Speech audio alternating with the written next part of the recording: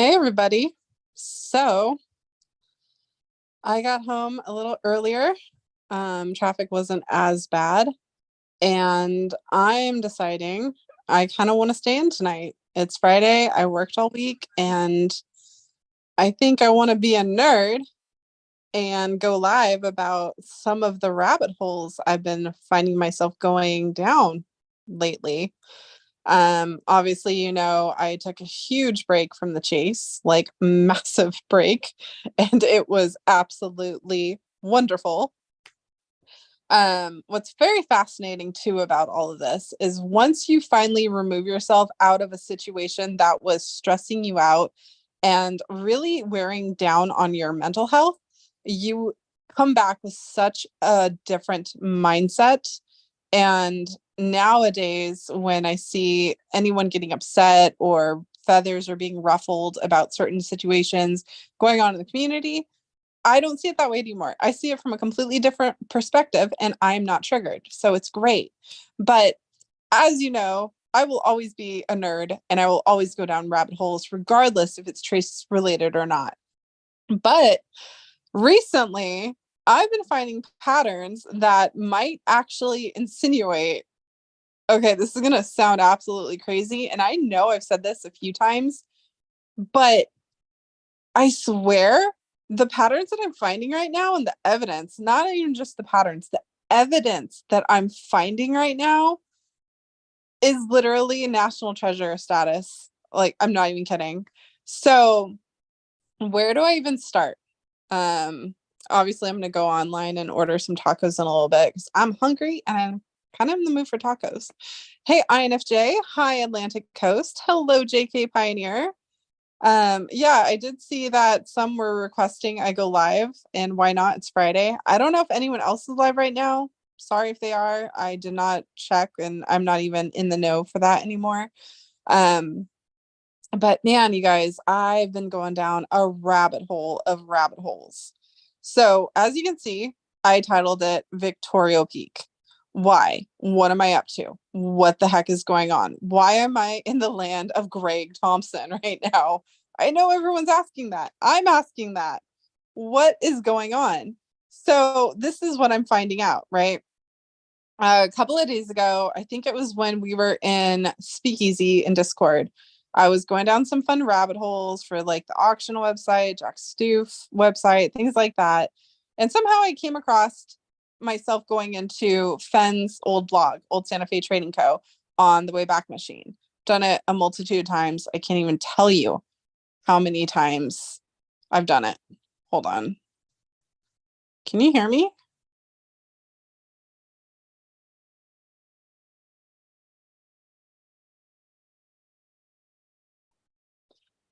Hold on. I gotta make sure there's like no glitches or anything.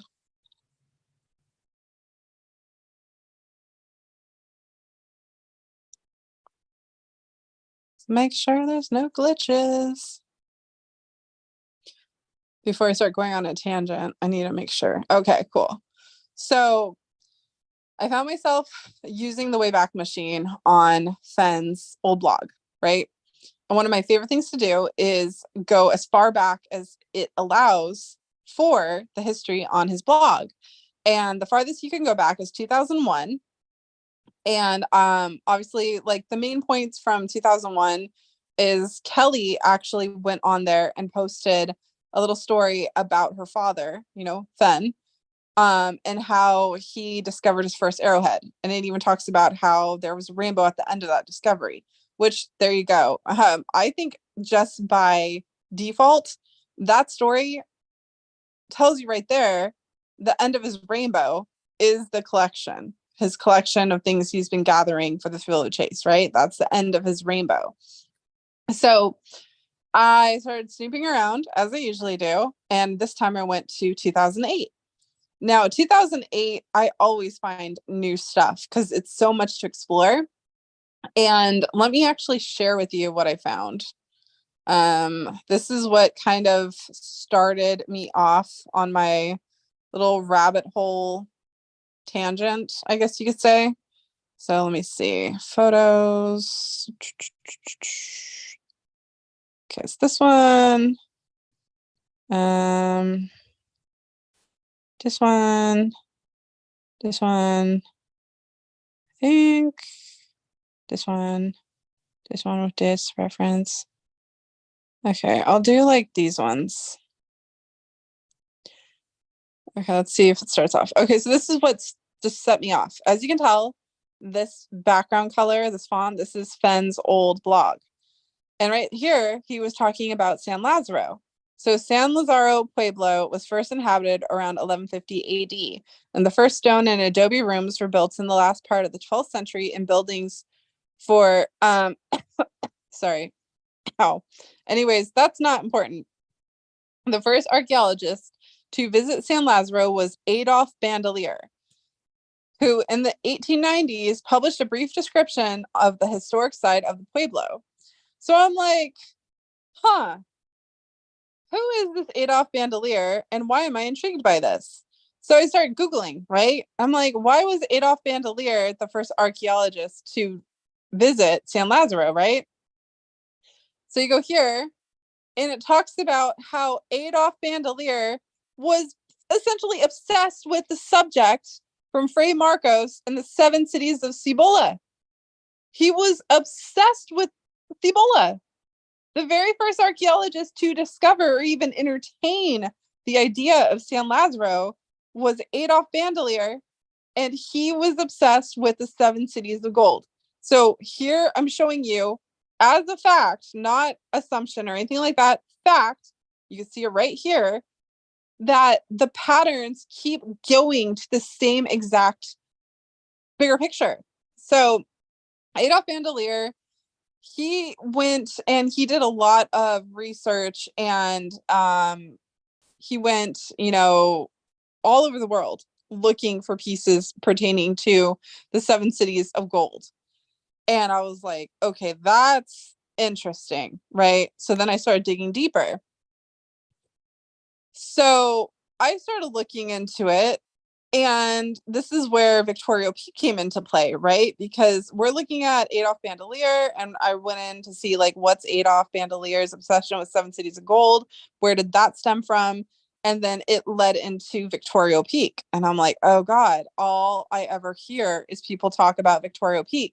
And at the time, I always just shut it down. I like literally didn't even care about it. And I was like, what the hell do I care about Victorio Peak? It's not a part of my rabbit hole. So I would ignore it. And like Amy Gwynn would talk about Victorio Peak. Greg obviously talks about Victorio Peak. Kiwi has talked about Victorio Peak. There's been countless others that have talked about Victorio Peak. And I just have not been interested because it never connected with my rabbit hole until now. And see, this is what I want to try and say as genuinely as possible without trying to trigger anyone. When you have a rabbit hole or you have a solve or you have a discovery and you want that person to be a part of that rabbit hole, it's never going to happen. Even now with me talking, trying to share my rabbit hole, 90% of it's probably not even going to like register with you guys. And that's okay. I'm going to try and break it down as simplistic as I can, but I'm honestly not expecting anyone to even give crap about this, right? But the pattern and the pieces finally pointed me to Victorio Peak.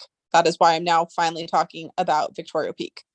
I know in the past I said, oh yeah, I'll poke my head into it and see what I can find for Victoria Peak one day when I think Greg asked me, hey, can you help me see what you can find on this?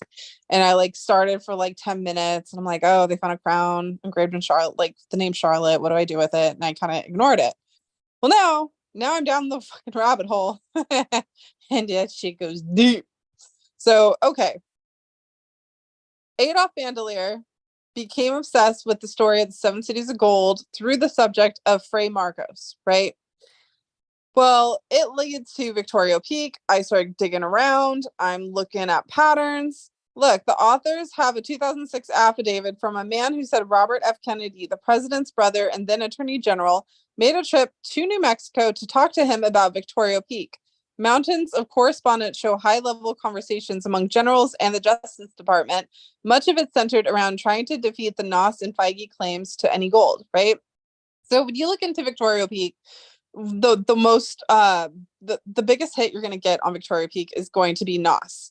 Noss was the one that allegedly found or discovered the crevice or the crack or whatever that brought him down into like a little secret treasure room. There's a bunch of gold bars and other things, and one piece in particular, aside from the Wells Fargo chest, was a crown engraved with the name Charlotte. And everyone's like, what is this? What do you do with it? People never figured it out. And there's rumor, and actually not rumor, there's actual like documentation to actually back this up. Nixon and the government was a part of not only the quote unquote murder of Noss, because he was murdered, shit got covered up, right?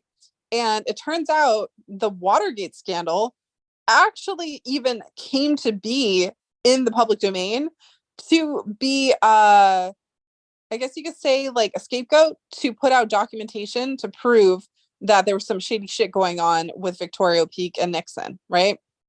So I started doing some digging. Like, I'm not even kidding. There's like actual documents. You could look into it, and talks about the Watergate scandal pertaining to Victoria Peak. And there was two people in particular that wanted to come forward and disclose everything that they knew and all the shady shit that was going on with Victoria Peak. But before they could actually even do it, one was murdered, or not murdered per se, but they died and it didn't make sense. And then the other person, who was the friend, kind of just like floated off into the ether and never came forward again. And what made me go, what, that's interesting, is when I looked into it, it was Ehrlichman. Ehrlichman was one of the people wanting to come forward and talk about Victoria Peak. John Ehrlichman, the very Ehrlichman you have read about in Forrest Fenn scrapbooks. Okay. So then I sat there and I started to think, okay, when I went and I got to meet Forrest in July of 2019, I was in his study room, right? I got to see his library. He showed me his books. He showed me the very in particular book that he wrote with Ehrlichman, that if you guys remember through the scrapbook, his lawyer basically said, if you and Ehrlichman put this out, you're done. Like, you're going to lose everything. It's going to be bad. So what they ended up doing is burning almost all the books except for a handful of them. And they mailed them off to people they trusted. And then there was like one or two copies left for the family. So Fenn had his first edition, right? He was showing me some of the pieces, and it was about Nixon. It was about Ehrlichman, how he basically like had to take the fall for the Watergate scandal, shit like that. There was some like sketches and the leg and stuff. And everyone knows that in the Thrill of the Chase book, the chapter from the gypsies or whatever, in the grass, it shows the name Nixon, like clear as day. It says Nixon. Then it shows the leg, which is the aberration. That is the same leg that was sketched and drawn in the book that Fenn and Ehrlichman did together. And I'm like, why is it such a taboo type topic for Fenn and Ehrlichman to put out there? Like, everyone knows about the Watergate scandal. Everyone knows about the documentation. Why would his lawyer say, you cannot put this out there, it's going to ruin you? Unless Fenn may have possibly been the other bystander in association with Ehrlichman that wanted to come forward and talk about Victoria Peak. Because again, you could go online, there are documentation that shows Watergate scandal was also used to put out documents and other pieces of evidence to show Nixon was shady and was behind a lot of fucked up shit with Victoria Peak, especially with Noss and Feige and all that other stuff, right? So I'm like, okay, that's interesting. So I start digging deeper into Victoria Peak. Now, when I tell you my patterns and the things I find, it's just unreal, okay? Unreal. My brain is just going like 1,000 miles a fucking second. So I looked into Victoria Peak, and it was actually once called Victoria Peak, right?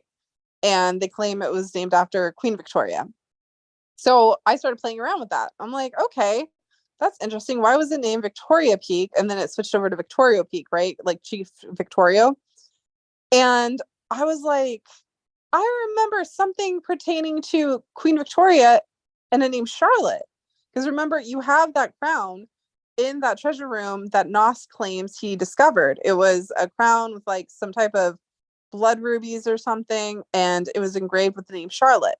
Well, Queen Victoria, her mother, or I think it was her mother, her grandmother, was Queen Charlotte, the very Charlotte that married Prince George the third, the one that was crazy, the one that they just did a Netflix TV show about. That's like a branch off of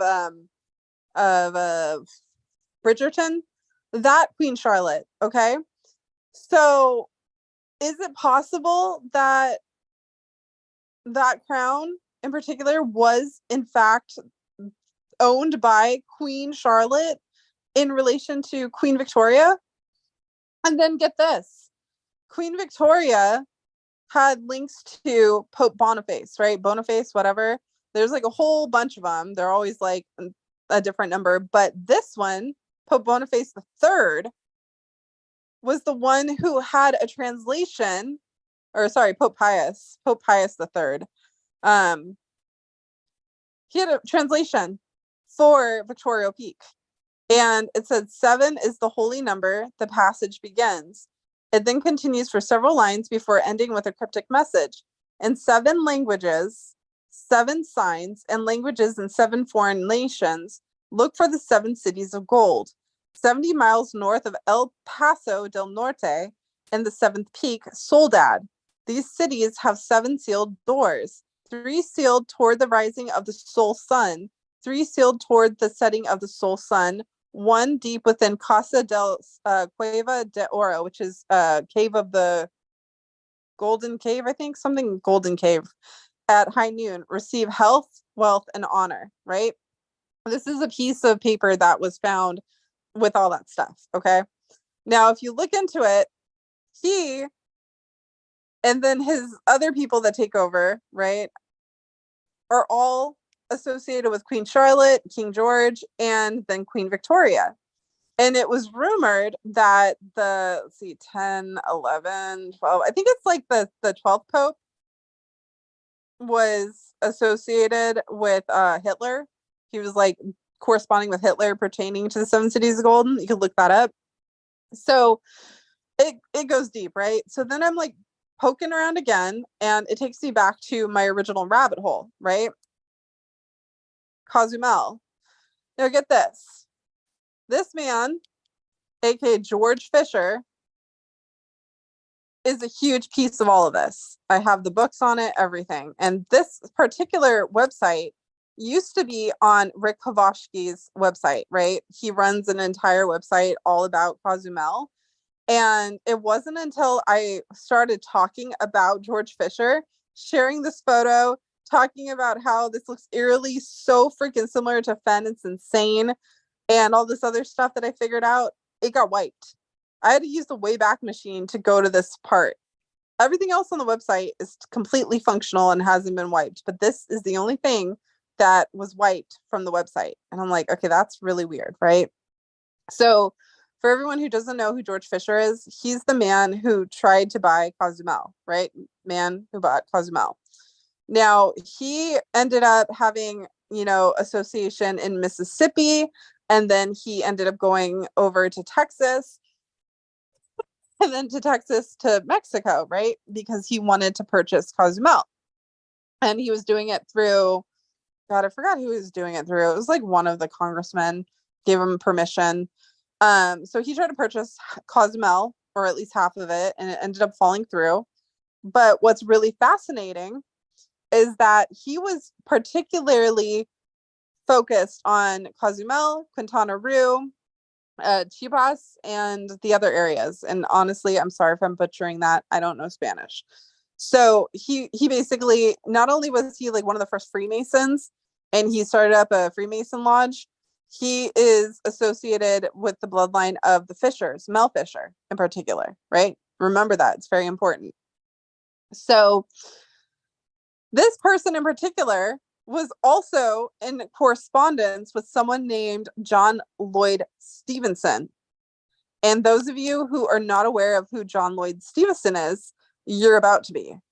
John Lloyd Stevenson was the first man to go with, I think it's Catherwood, something Catherwood. They were together. They were the first to go and discover the Mayan ruins of the Palace of Palenque. Okay, that's huge, especially pertaining to Cozumel. Why?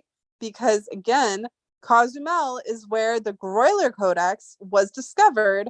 And based on my notes and my connections, I am 99% convinced Skippy and Ben, or maybe it was just Skippy on his own, was, well, no, it said it was two grave diggers, right? Or grave robbers or whatever. So I'm pretty sure it was Fen and Skippy. So I'm pretty sure they together discovered the Broiler Codex because it was found somewhere in the area of Quintana Roo or the Chipas. Like when you look into it, they won't tell you exactly where. It was just in one of the caves, right? And during the Conquistadors and the whole thing with Spain and how they were trying to like ruin the Mayans, they destroyed all the codexes except for 4 right now. There's only 4 in existence that are still viewable to this day. The Broiler Codex is one of the biggest ones. Why? Because later on, when they were finally able to decipher the Mayan hieroglyphs, they used it to discover a hidden chamber in the Palace of Palenque, right? So John Lloyd Stevenson was in correlation and correspondence with George Fisher. George Fisher tried to purchase Cozumel, especially the exact area in which the Mayan Codex, the Broiler Codex, was discovered. Okay, this is all different. Like, look, he's back in 1843, right? So that's interesting years. So because John Lloyd Stevenson talked to George, he started writing stories about the something Serb, and it was all about 7 cities of gold and the Palace of Palenque and other correlations with that in the Mayan, like the Mayan ruins. And the whole reason why they even went to go look for the Mayan ruins is, again, they were looking for the 7 cities of gold. So you got George and you got John talking to each other with other congressmen in a Freemason lodge. This is all associated with the Freemasons. And they're trying to find the 7 cities of gold, Cibola, right? So way back then, during the 1800s, they figure out and they discover the Palace of Palenque. It's a huge discovery. There's like archaeologists, there's like huge articles about it, all this other shit. And then you fast forward, all of a sudden you have what is called the Broiler Codex, discovered by 2 grave diggers, grave robbers. They don't know where it's from. They actually think it's fake until it's proven it's not fake. It's one of the most genuine ones you could ever come across. And so later on, that codex is specifically used not only to discover the secret hidden chamber in the Temple of Inscriptions for the Palace of Palenque, but it's also used to discover the Temple of the Moon Goddess. So I talk about the Temple of the Moon Goddess all the time. Can I say her Mayan name? No, I don't know how to pronounce it. So I'm just not even going to say it. We're going to just call her the Moon Goddess because that's what she is. So in the Aztec or Mayan lore, whatever you want to call it, the guardian of the 7 cities of gold is the Moon Goddess. So the fact that the Moon Goddess temple was discovered using this specific Broiler Codex is huge, right? And it also correlates with the information given to us by Preston in the book, The Codex. You know, the very book that was allegedly written to mimic Fen and his story, right? So you've got the Broiler Codex, and it helps you discover this hidden room that takes you into the Temple of Inscriptions. And again, the Temple of Inscriptions is like huge, pertaining to King Pakal, the whole bloodline of the royal history of the Mayans and the Aztecs, things like that, right? So in the Temple of Inscriptions, it talks about Soledad. It talks about, I can never remember the original name of San Lazaro. I don't know why. I never remember it. But it was the original name for San Lazaro.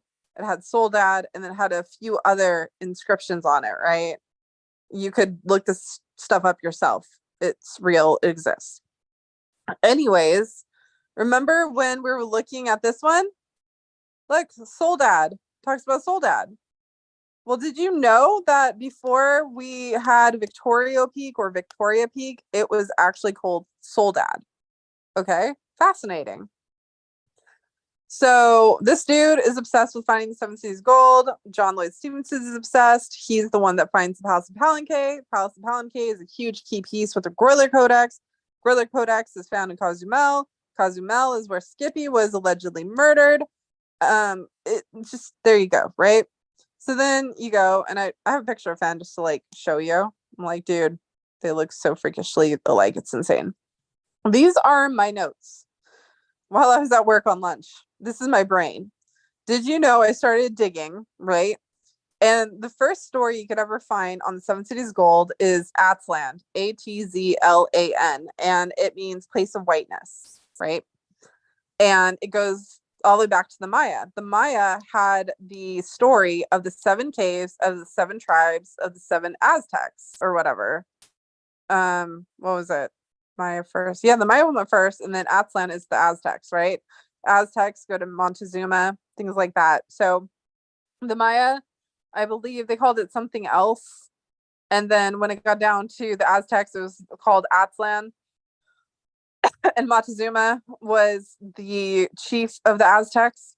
So during that time, Hernan Cortez, he's one of the first ones to document going looking for all this, right? He's the reason why Montezuma is killed and the Aztecs are pretty much destroyed. But what's really fucked up is that Hernan Cortez marries Montezuma's daughter and has 2 kids with her. Okay. And after Hernan Cortez fucks all that shit up for the Palace of Palenque and Montezuma, which you would famously know Montezuma as Montezuma's treasure, by the way, he goes and he spends 2 years in Honduras. He leaves Mexico, right? And he goes to Honduras for 2 years looking for something. Not only did he marry and have 2 kids with Montezuma, Chief Montezuma's daughter, he was like buddies with Montezuma. Montezuma was like, yeah, we could trust Hernan Cortez and the Conquistadors. And he believed that he was the next, what you call it? I forgot the name of the god right now. The god, the Mayan god of the jaguar or whatever.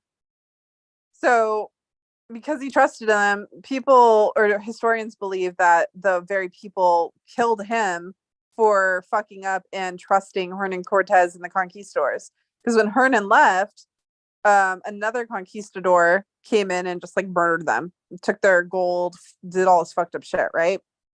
So Montezuma was one of the guardians of the 7 caves of the 7 tribes of 7 Aztecs, which you would know as Atzlan, Cibola, 7 Cities Gold.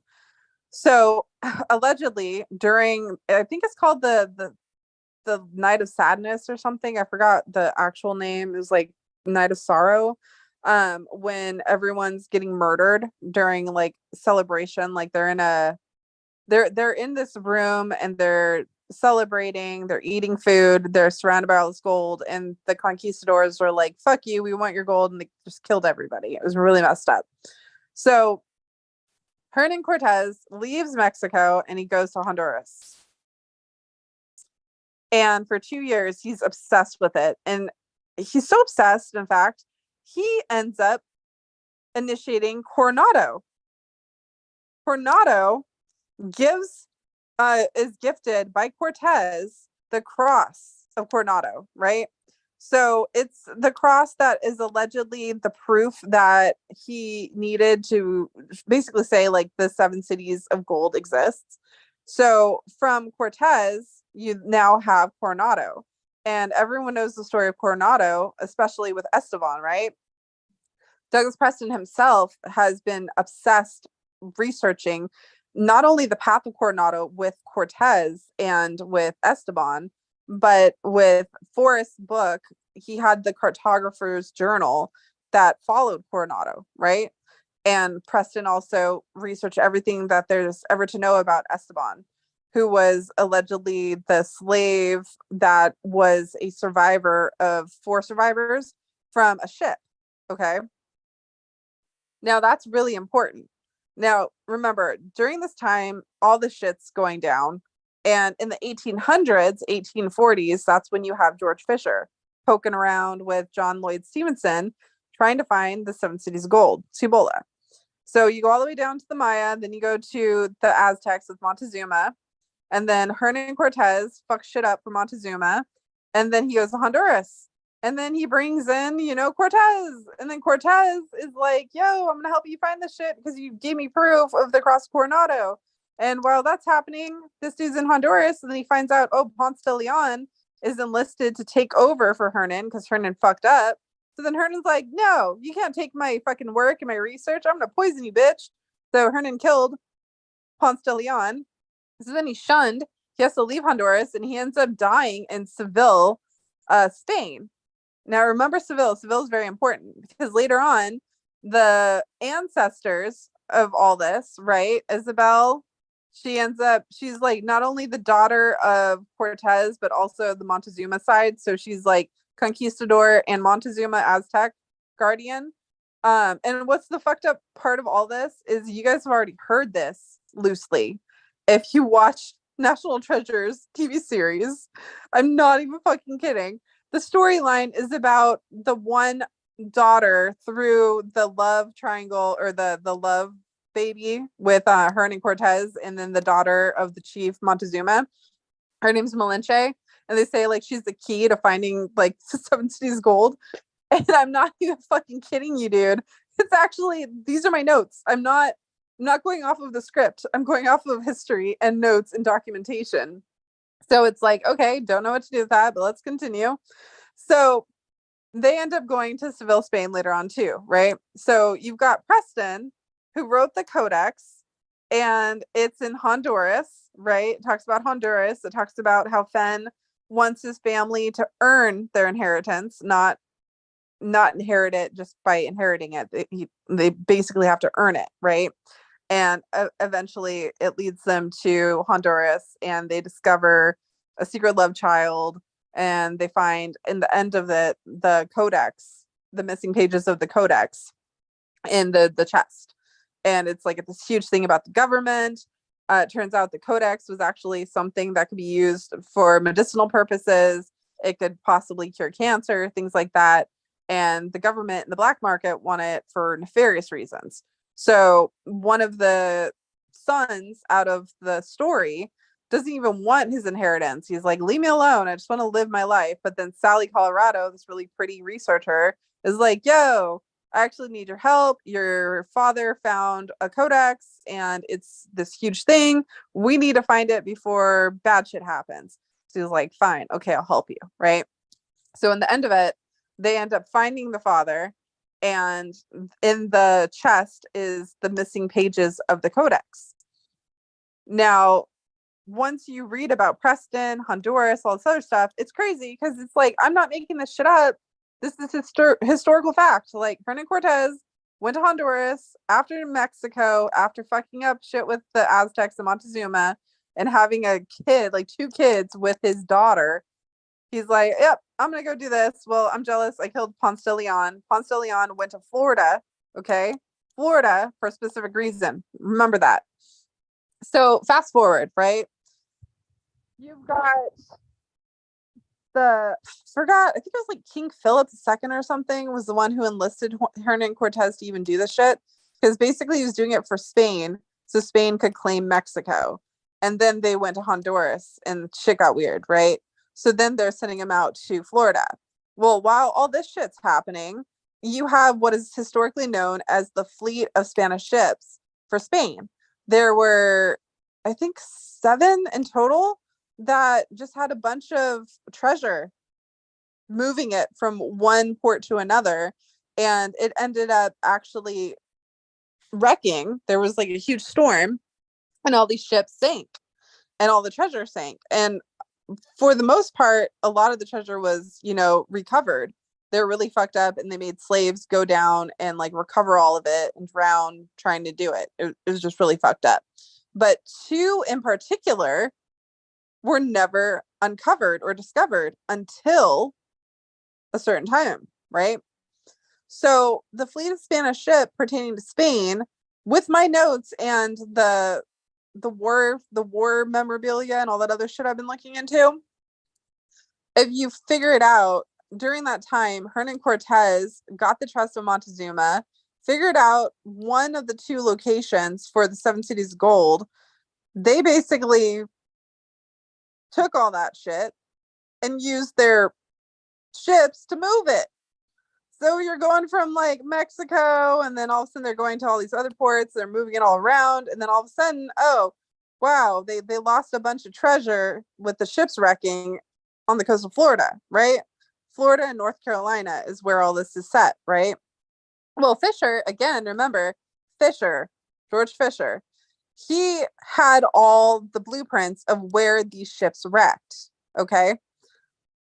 He passes that down. He passes that down to his family throughout the ages. And you know who one of his family members is? Mel Fisher, the very Fisher that discovered the Atosha. The very Tosha in the story, it was like the Nuestra Atosha. She was the same ship that was a part of the movement from point A to point B and sank in Florida, right?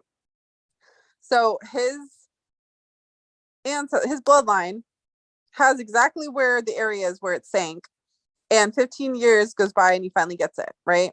So Mel Fisher and team is historically known for finding the Atosha. Well, do you want to know the other names of the fucking boats that ship sank? And one of them, it's never been recovered.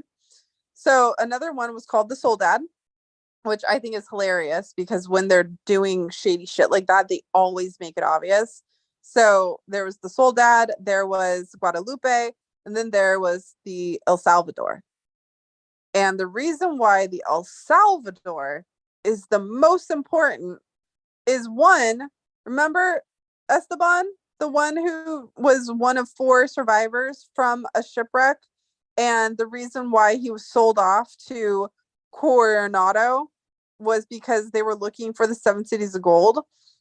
Well, that's because the ship he was on was called the El Salvador. Okay, fascinating, right? So Preston is like obsessed with Esteban. He's looking for any information on him. Anyone who ever looks for the 7 cities gold always goes to Esteban or El Salvador or things like that, right? Well, guess what? You know, the very ship that Dale and Creighton, and I think Skippy was supposed to be a part of it before he died. You know what they were looking for? The ship was called the El Salvador. Now, this is where it's a twist, though. The ship that they found in Uruguay was the El Salvador of 1812, also known as, I think, the Henrique or something. Yeah, El Henrique. That's what the alias was. I'm like, that doesn't add up. That's not the right timeline because the El Salvador in Uruguay was 1812, and that's not when all the shit went down. It's not when that stuff sank, right? So then I started digging a little bit more, and I found out there is 2 El Salvadors. There's the one that sank with the Atosha and the Guadalupe and Soledad and things like that. And then there's the one of 1812. Well, when I started digging and I started looking into how they basically were using slaves to recover the treasure that was pretty much lost in North Carolina and Florida, they recovered treasure from the El Salvador and then they went to move it again. And what happened? They moved it, and it's around the same timeline of this El Salvador. Okay? August 31st, 1812. It was moving again.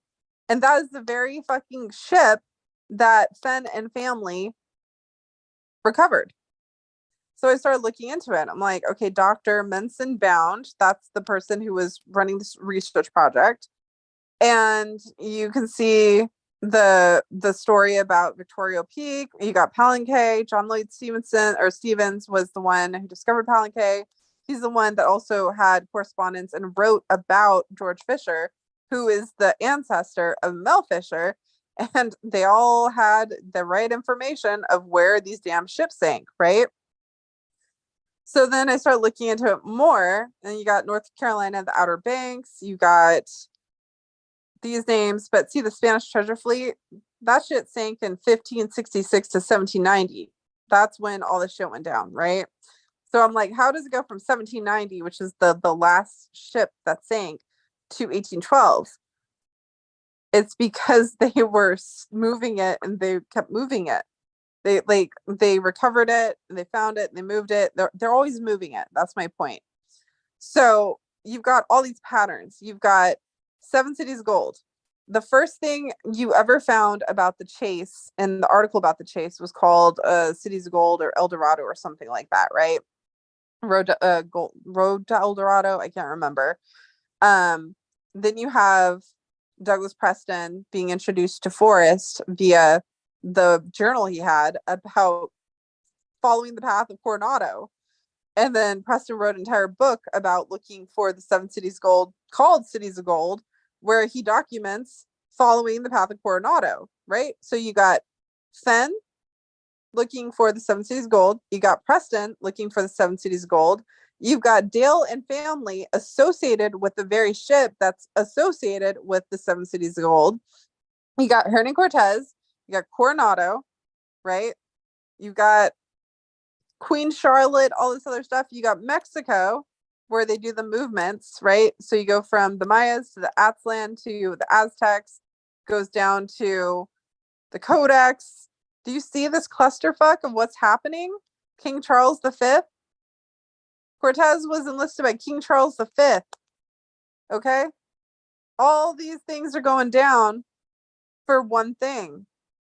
Seven Cities of Gold. You've heard about Montezuma's treasure. That's because it's only a fraction of what is associated with the Seven Cities of Gold. Okay? You've got Spain trying to steal all this gold to fund its own, army and politics. Then you've got a bunch of people that are getting murdered and covered up, right? You've got the sunk ships. You got North Carolina. You got Florida. You got Honduras, which again, that's where Douglas Preston went and found the lost city of the monkey god, which is known as the White City. And Atzlan is literally known as White City. There you go. You got a whole bunch of researchers and historians who've gone there looking for it. You just got now this, right? So what do we do with Victorio Peak? Again, it's a piece of the puzzle and it always moves. Whenever they get the treasure, it moves. So it starts with Atzlan, the Seven Cities Gold. Then it's known as the Montezuma's treasure, okay? And then once it's moved, where its original spot was, it was the place of whiteness, Honduras. It goes back and forth. It moves again, and now it has the Etosha. Ooh, wow. And it as the Outer Banks, because North Carolina. And it as El Salvador, which is where they were literally looking for the ship. Do you guys not see the fucking pattern here? The picture is the story, is the Seven Cities of Gold. And I know it sounds crazy, but it's not crazy. It's actually real. And there's thousands of historical documents and evidence that proves it's real. Prime example, go to Florida and go to the Mel Fisher Museum. They uncovered pieces of it, okay? It's one of the biggest finds ever. So what do we do with Victorio Peak? Well, Victorio Peak is another piece of all this, of all that was taken. And not all of it was discovered. That's another thing. The secret continuously is protected and the treasure is always moved. So the last piece it goes down to is Victorio Peak. That timeline with Victorio Peak and Pope Pius III, it goes down to Hitler. It's all the same thing. It's all the same information. It's all the same gold. It's all the same politics. It's just moving. So again, remember the last part of Victorio Peak. Somebody, along with Ehrlichman, came forward through Robert F. Kennedy, all them, trying to claim the shady shit that Nixon did with the government pertaining to Victorio Peak. Okay. And all of a sudden, you got Ehrlichman who died of some unknown causes. Fenn's book can't be put out. What do you think he did? What do you think he really did? Think about it. Think about it. I give you title to the gold. I give you title to the gold.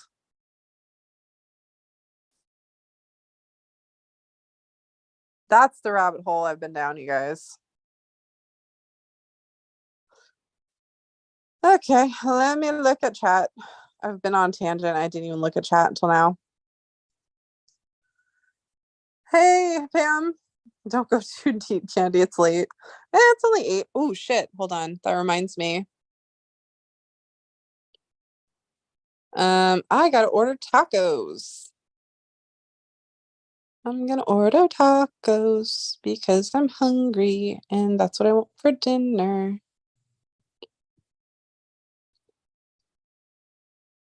Think I want, what kind of tacos do I want? Yo, where's my fucking taco spot? I could do that one. I don't want that. Ooh, that'd be good too, though. Yeah, I'm gonna do that. No! Closed? Why are you closed? It's Friday. Damn it. I got all excited for that one. I guess I could do this one.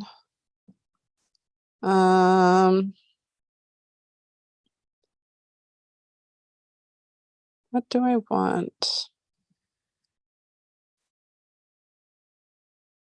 Oh yeah, I got that last time. Was that good though? I don't know if I want that one. Why is my taco spot not on here?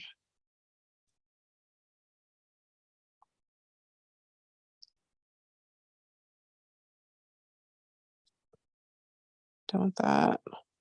Ooh, that looks good. I'll try this one.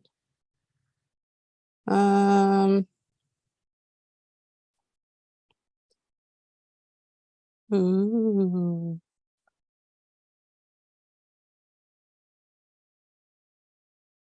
Oh yeah. I'll do 3 of those. Oh, okay. I guess I can only do 2. Do. Oh, what's that one?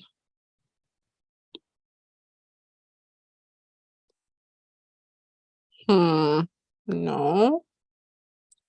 Oh, that sounds good though.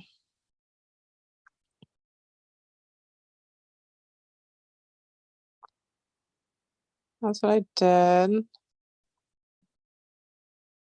I'll do one of those. And then oh, they have cocktails. Should I do a cocktail? No, I'm not gonna do that. Ooh, they have alcohol.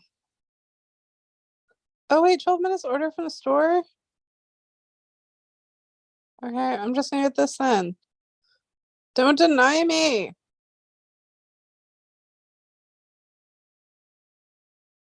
Shit. Give me my tacos.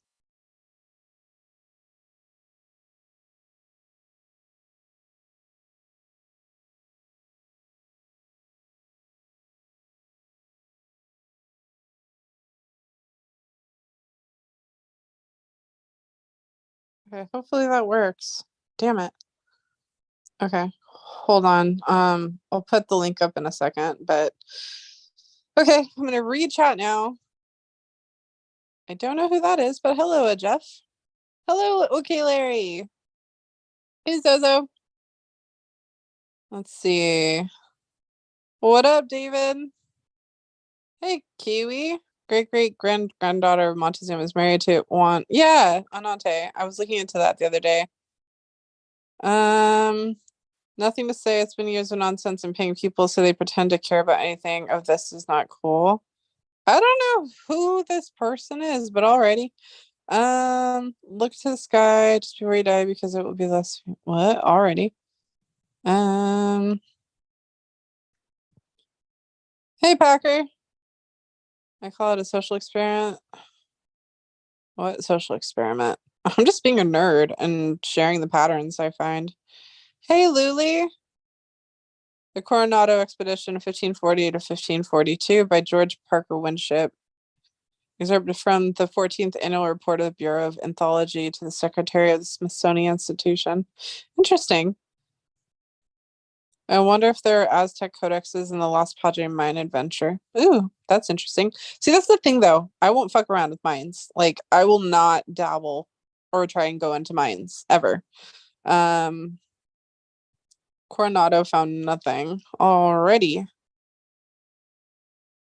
It was actually Cortez who presented Coronado with the cross known as the Cross of Coronado. So there you go.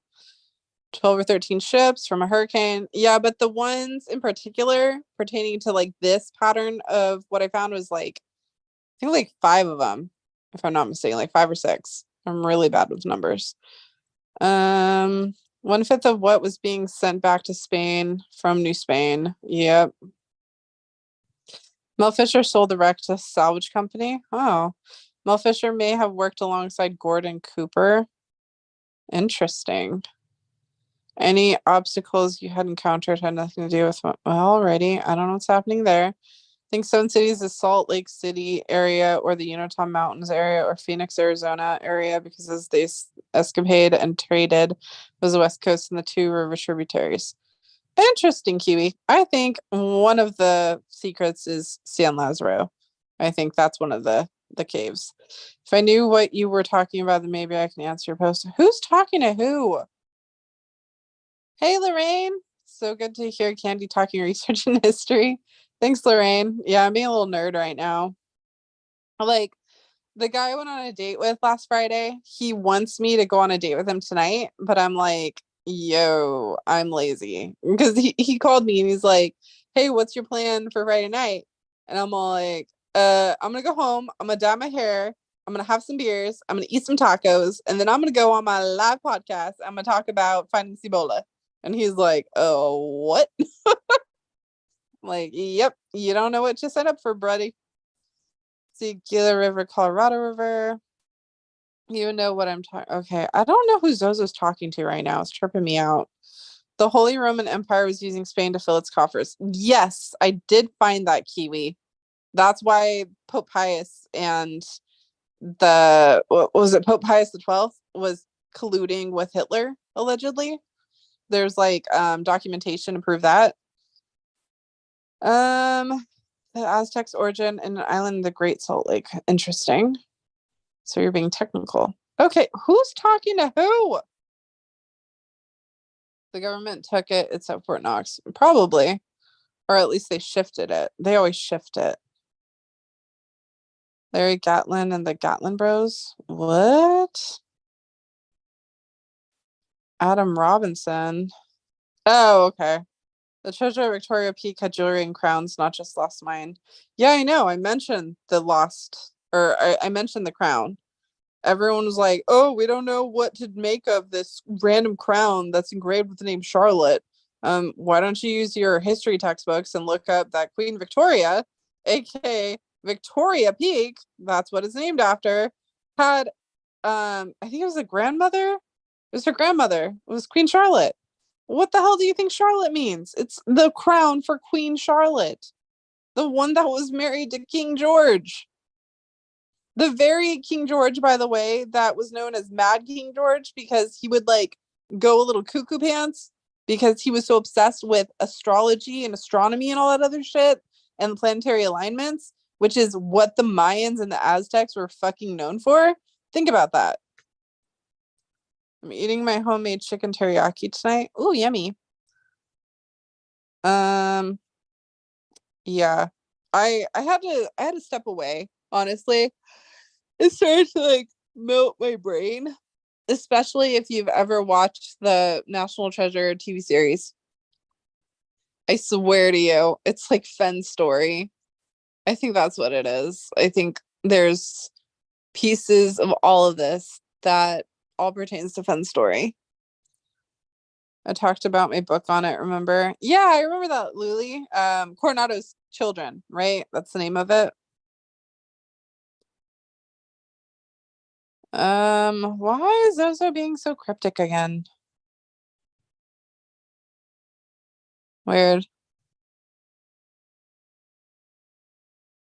Victorio is a man's name. Yes, I know. Victorio as in Chief Victorio, but it was originally named Victoria Peak after Queen Victoria. That's why in historical documents, sometimes it says Victoria Peak, other times it says Victorio Peak off of the Chief Victorio. No offense, but I'm not a dumbass. If you think you went through, oh, okay. What is happening? That's just weird. That's my mechanic's name. Interesting. I don't know what's happening again. I just wanted to go live and share my little fun rabbit hole with you guys. I think it's really cool that the family was basically trying to salvage the El Salvador. And I did find ties showing that it was named the El Salvador twice because it's pertaining to the same movement of treasure. So there's that. I don't understand what you mean by hardliner. Oh wait, I gotta check on my tacos. Did my tacos go through? Yay! Picking up my order. Picking up my order. Ooh, I could double dash. Should I double dash? Should I have the audacity to double dash? Chop stop. That's funny. Do I want to be a fatty? No. I should probably be nice. Ooh, but pizza. Do I want pizza so I don't have to go anywhere for the weekend? Well, I mean, I get paid tomorrow, so. No. I'll just be good. I'll be happy with my tacos and call it a night for food. So, here we go. I don't know what's happening in my chat room right now. And this is why it always makes it so weird. Let me see. Yeah, I don't think. Oh, okay.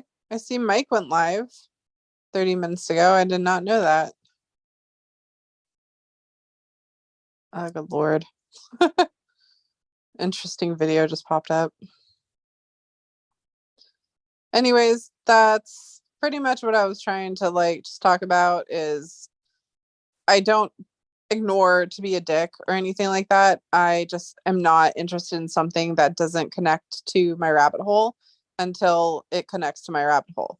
And like you can't just say, hey Candy, you have to go look at this. It's gonna be in a rabbit hole. Because I'll be like, yeah, no, that doesn't work.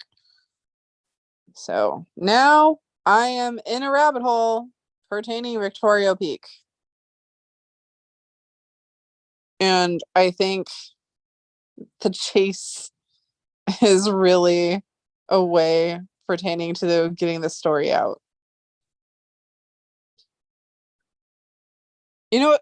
I find it very interesting though that people categorize people looking for the fabled seven cities of gold as is crazy as a fairy tale when there's been countless archaeologists, historians,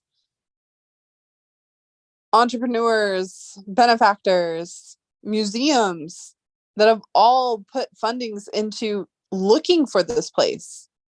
So why is it considered crazy? Fenn was an archaeologist. Fenn was a benefactor. Fenn was a historian. He was associated with so many brilliant minds because he himself had a brilliant mind. So why is it so outlandish to say Fenn went looking for the seven cities of gold and I think he found it?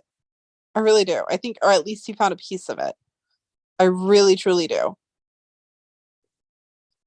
What does this have to do with the chess motif? Okay, so that's another freaking rabbit hole in and of itself. Okay, so the Force-Fen treasure chest motif has elements from Germany, and that goes back to Queen Charlotte, by the way.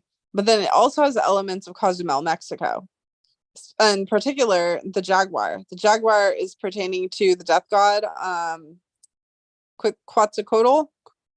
Quetzalcoatl. I don't know if I'm saying it right. Whatever. Huge pieces, right? So think about this. In the very first chapter, important literature in TTOTC, we're told about J.D. Salinger and how in Catcher in the Rye, Holden Caulfield is never the same again because of the death of his brother. That is like a huge piece, okay?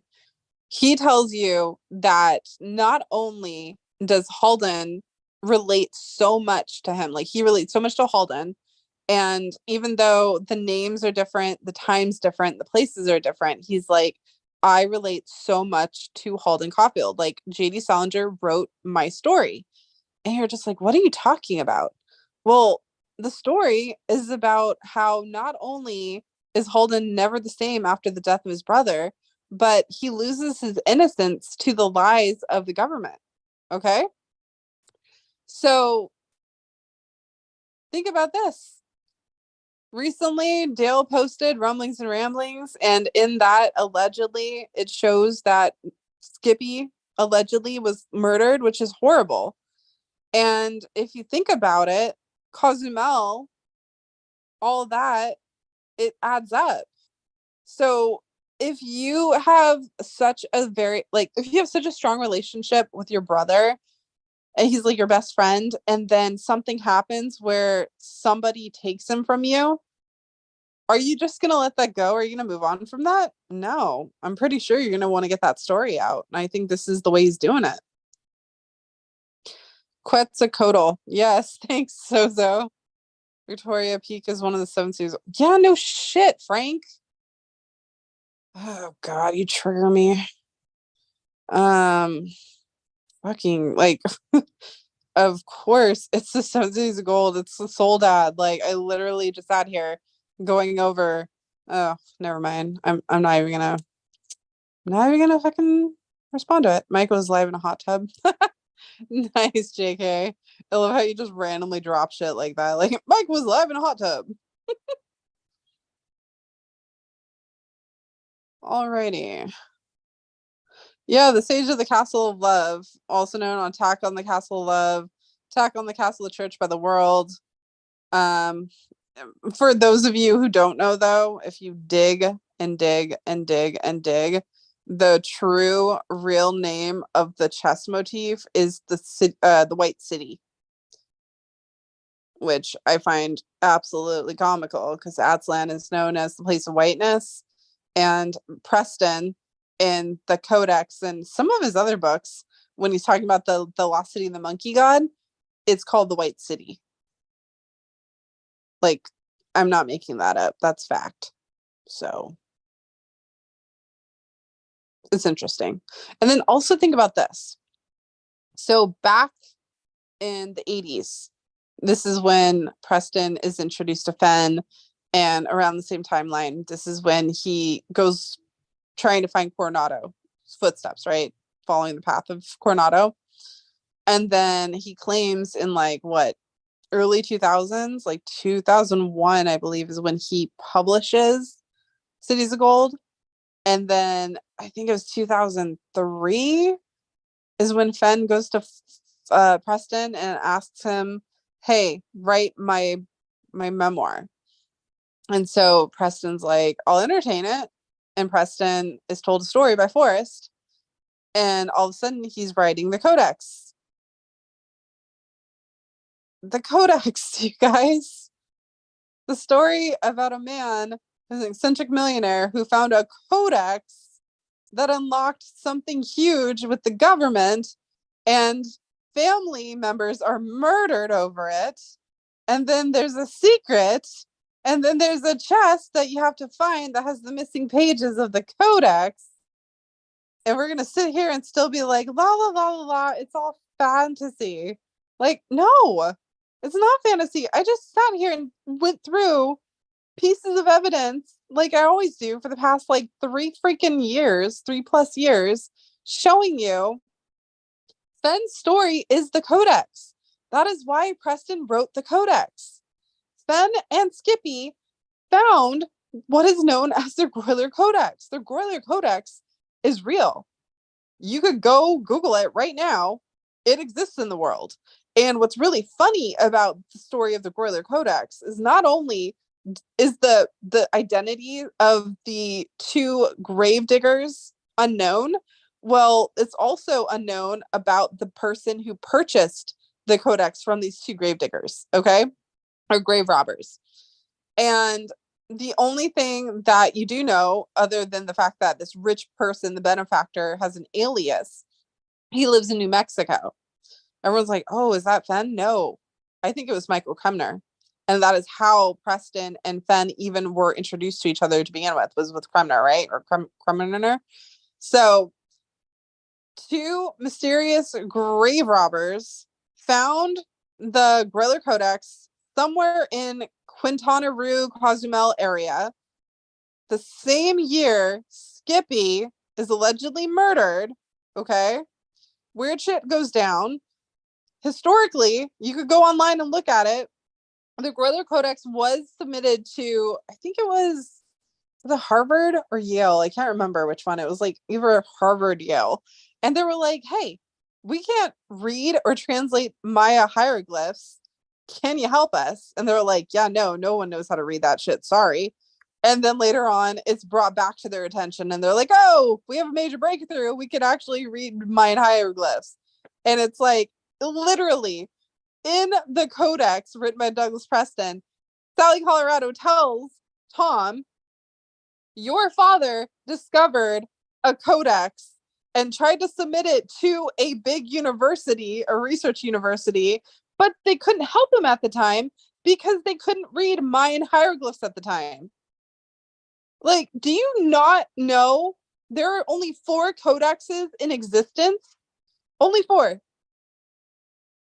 Okay? And 4 out of those 4, only 1 was ever submitted and tried to be translated. And that was the Groyler Codex, not the other ones. Okay? And only the Groyler Codex was used to uncover the secret chamber in the Palace of Palenque pertaining to the Temple of Inscriptions that leads you to Soledad and San Lazaro. And when that happened, that was the same year Forrest Fenn purchased San Lazaro. And we're just going to sit here and say, oh, I wonder what Fenn's story is. It's one of the coolest, biggest freaking historical, archaeological discoveries of all time. It's the 7 Cities of Gold. It's the Groyler Codex. It's the fact that the government allegedly killed people to cover this shit up. It's the fact that Preston, who not only has association with the CIA, just like Forrest does, told him, yeah, I'll write your story. And then he wrote the codex. So it's not fantasy, you guys. This isn't me saying, oh, what if this is true? Guess what? Go online. The documents are there. They exist. And the fact that people don't even care about it is so baffling to me. Like, you want to know the answer, right? You want to know the reason why the chase even exists. You want to know what title to the gold means. You want to know why Fenn chose that specific chest. You want to know why Skippy died in Cozumel, Mexico. You want to know all this stuff, right? I'm telling you. And no, I'm not some sleeper agent. No, I don't work for the family. No, I'm not part of some Truman reality show. No, I do not have any association with any of that shit. I am just an innocent bystander that likes to research and look at patterns. And this is what I found ever since I went down the chess motif rabbit hole. Okay. When I tell you that chess motif is the puzzle in and of itself, I'm not kidding. It unlocks some of the most profound, mind blowing things that you can ever come across in your entire life. I will probably spend the rest of my life never understanding or fathoming what I've actually uncovered. Okay. Point blank.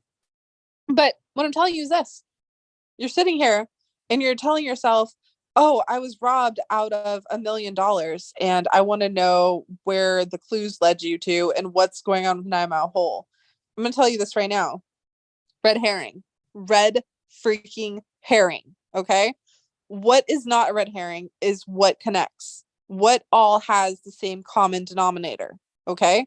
Of all the weird shit that's been going on with the auction, with Posey, with everything you think of, what has the common denominator been? It's been the 7 cities of gold. Different names, different variations, but still the same thing. Posey, the article that was written about him that is being used for Netflix to start the TV series, he specifically states, I've been obsessed with Victorio Peak treasure ever since I was 11 years old. A millionaire who's been obsessed with Victorio Peak treasure since he was 11 years old. And now he's in the chase. He's like, yeah, I'm super interested in the chase. Oh, I wonder why you're interested in the chase, Posey. Could it be because it's also an association with Victorio Peak, the very thing that you've been obsessed with since you were a child? The very reason why it could explain why you spent 1 million or more dollars on the chest itself? The very reason why you did over 300 plus boots on the ground trying to find the damn thing? Could that have anything to do with it? Preston went looking for 7 cities of gold. Fenn had the book looking for 7 cities of gold. The family went salvaging for the fucking ship that is connected to the 7 cities of gold. Victorio Peak, Ehrlichman, Watergate scandal, 7 cities of gold.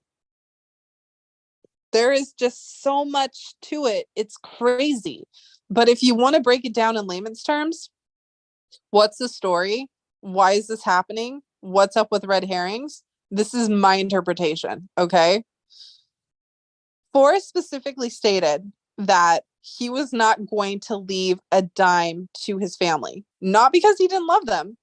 He said he would not leave money to them because he has seen what money does to people. He said that he saw how ugly it made them. He saw the extremes people would go in order to have it. And he did not want to watch his family go through that. He said he would pay for their education and their cars, and that is it.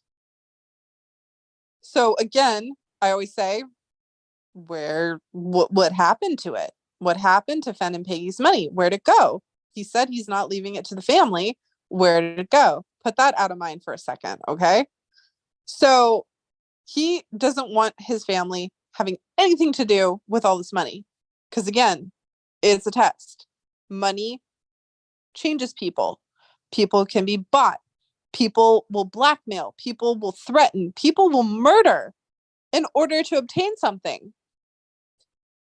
Sadly, if you think about it, there's been people that have died. They put their lives in literally in danger and died because of the idea of I could change my life with just a little box of gold. Okay. I think this was a huge test, just like he's been saying all along. The original plan was for him to die and for us to be dared by him to go find his grave, rob it, and then get whatever is part of it, right? Do you think a maverick, a brilliant maverick that is Forrest Fenn, do you think he would ever change that blueprint? No. In my opinion, he would not. He would add to it, but he would not change it. So what does he do? He starts the first phase of the chase, gives it about 10 years, which is the exact expiration date if you look at it. And after 10 years, what's going to happen, right? 10 years. Do you ever think about why his treasure hunt stands out from all the rest of the treasure hunts we've ever had? You've had The Secret. We've had so many treasure hunts throughout history. And honestly, Forrest Fenn's is the only one that has been whimsical and changed people's lives. Why is that? It's because he always was in contact with us. He was always talking to us. He was always acknowledging us, interacting, being a part of whatever events we had. Why? It wasn't to it wasn't what we thought it was. It wasn't so we could sit there and be like, oh, well, you know what, Fen? I know exactly where you hid your treasure. No, it was to watch us. It was to see the extremes people would go for a tiny box of gold. And you saw those extremes. The family saw those extremes. We saw it. People blackmailed him. People threatened him. People died. Okay? It was a test. Do you think okay, try and imagine it like this. People went to such extremes just to get the information for a location for a tiny box of gold in the middle of the Rockies with maybe what worth 2 million at most, $2 million at most. They went haywire. What do you think the world would do for knowledge of a treasure so massive, so profound, it would change history? Think about this. The Etosha, when it was discovered by Mel Fisher, it was the biggest discovery for a freaking while. The tombs in Egypt, people went crazy, right? Whenever you have money, people want to take that from you. And if the knowledge you have can lead to something of value, people will try to take that from you. So what I believe happened was Forrest was stepping back and seeing and testing those who would go to such extravagant lengths just for a tiny box of gold. When in actuality, they had no idea this wasn't even a percentage, a fraction of what was really being told. Okay. So anyone who's betrayed him, lied to him, anybody who did something nefarious or horrible or evil in order to try and cheat their way or trick or hack or blackmail or threaten this information already shot themselves in the foot. You can't play the game. It doesn't matter. You cannot play the game because you already proved the point. You can be bought. You can be changed. You can be persuaded. You will do harm in order to have this information just for a box of gold. So when he passed on,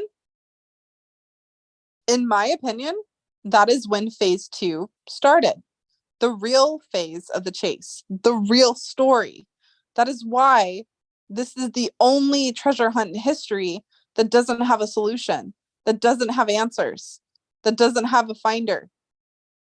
It's because it's still going on, but this time it's the real game. Again, this is all my own opinion. I don't work for the family. I don't have insider information. I'm not a puzzle master. I'm not a part of some fucked up TV show called The Truman Show. Nothing. I'm a nerd that likes to research. I love history and I love patterns. And out of those patterns, I have discovered this. And not only have I discovered this, I have provided actual historical documents. Actual historical documents, okay? Facts. Facts. I'm not sitting here saying, hey, what if this happened? No. I'm telling you right now, the Gorler Codex exists. It was discovered by 2 grave robbers. Okay? just read the codex from Douglas Preston and then just make of it what you will, okay? But if you want to know why people are like tripping out on 9 clues pertaining to the 9 Mile Hole and not wanting answers and saying I've been robbed from, my family, I lost so much money, going boots on the ground, blah blah blah. Like, he was trying to teach you. He's trying to tell you it's not about money. It's not about any of that. It's about the journey. It's about the journey to get there. It's the journey and the fact that you can prove you're not a shit human being. And I think a lot of us failed, okay? A lot of us failed. So many got so wrapped up in being right. And you know what's funny is, like, so many were pissed off and throwing each other under the bus just to be able to claim title to something that wasn't even theirs to claim title to in the beginning, like, in the first place. So yeah, the box of gold existed. The box of gold was in the Rockies. The box of gold had to be used with 9 clues to locate it. Was there a person that actually claimed it? I don't know. But it was just the beginning phase of the chase. A lure. That's literally what he calls it, is the lure, okay? He had a fishing line go from point A over to the chest. It's literally a lure. He wanted to step back and watch and see how crazy the world would get just for a box of gold. And that is why this secret, the secret of Victorio Peak, the secret of Cibola, the secret of Atzlan, the secret of the 7 cities of gold, the secret of El Dorado, it's a fantasy, right? That's what we're told. It's a fantasy. You can't go looking for something if you don't know it exists. So, in my humble opinion, the day Forrest Fenn passed away was the day the real game started. And any one of you that tried to blackmail, tried to cheat, tried to bully, tried to lie, tried to harm, y'all are never going to be able to play the game. And Frank, I'm talking to you too. None of you can play the game because you're so wrapped up on being the owner of a little box of gold worth maybe $2 million. And there's so many that are so wrapped up in wanting to know the answers about 9 Mile Hole or the first phase that it just proves his point. Money changes people. And it's only very rare you can come across someone like Tom from the Codex. Tom didn't want the money. Tom didn't want the inheritance. Tom wanted nothing to do with the damn thing until a pretty girl named Sally Colorado came up and was like, please help me. It's actually something that can change the world. And it's like, oh, okay, well, I guess I can't be selfish if it's going to, change the world. That is what you need to really focus on. That is what you need to understand. That's what I believe the chase really is. It's a secret. It's tied to the gold, but it's not for everybody. Ben knew that. I hope one day the rest of us will too. So, hold on one second. I gotta. Let's see. I think I gotta do this.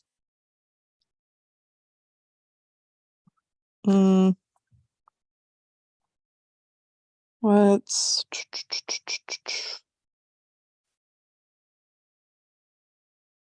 minus 100, 1400? Okay. How's the hair going? I haven't even started yet. See, I see this person wants to hang out with me, but I'm like more concerned about tacos right now. And people wonder why I'm single.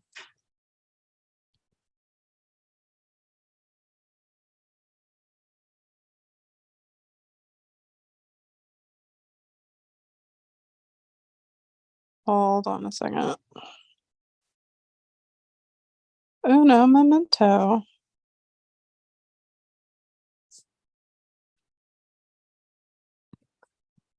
Okay,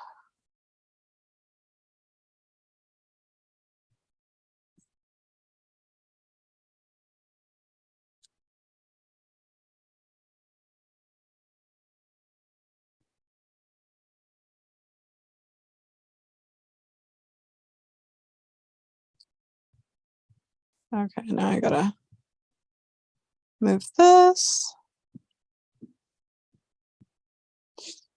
Wait, I was just in the stupid account. What the hell? Anyways, don't mind me. I'm just a nerdy researcher that likes to ramble. Um,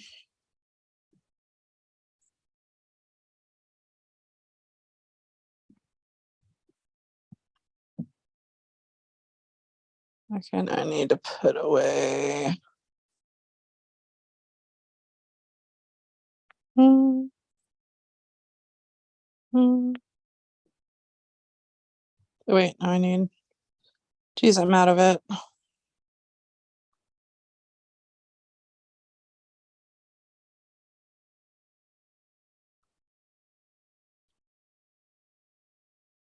Okay, there we go. Much better. Okay, back to the land of the chat room. And oops. Also had to check on my tacos. Oh shit, hold on.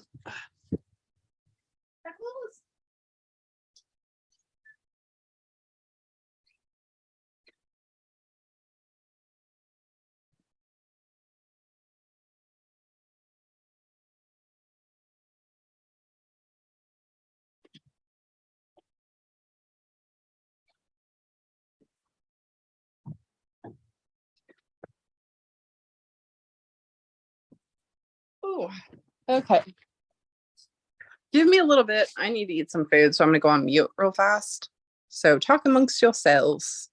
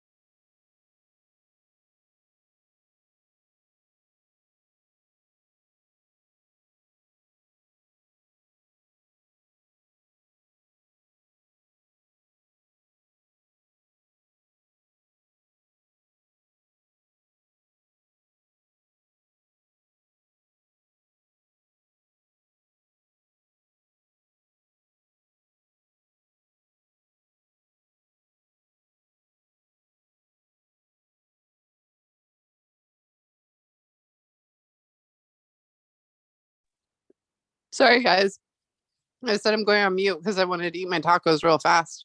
So, no, you didn't lose audio. I'm just on mute because I need to eat dinner. So, give me a little bit. Talk amongst yourselves.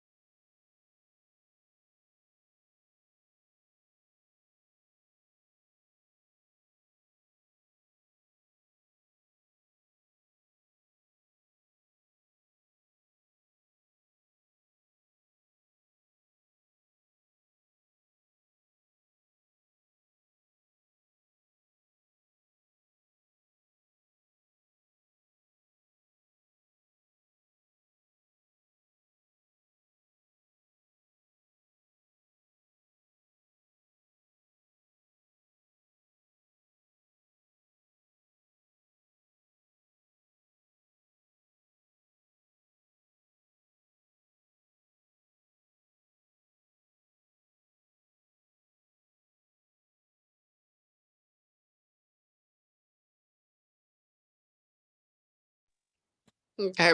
Just eat one taco so I could come back on for a second. So, um, I find it funny when people try and act like they know something and I'm wrong about it, especially when the only reason they know something is because they got it from me in the first place. So, Shy Guy, please stop talking about the Fisher King. You don't even comprehend or understand that piece of the puzzle. So, respectfully, just go home. Just go home. So, the Fisher King, Parzival, the chess motif itself, what does it have to do with any of this? It's not the grail that you think it is. It's not the Holy Grail. It is the Celestial Grail.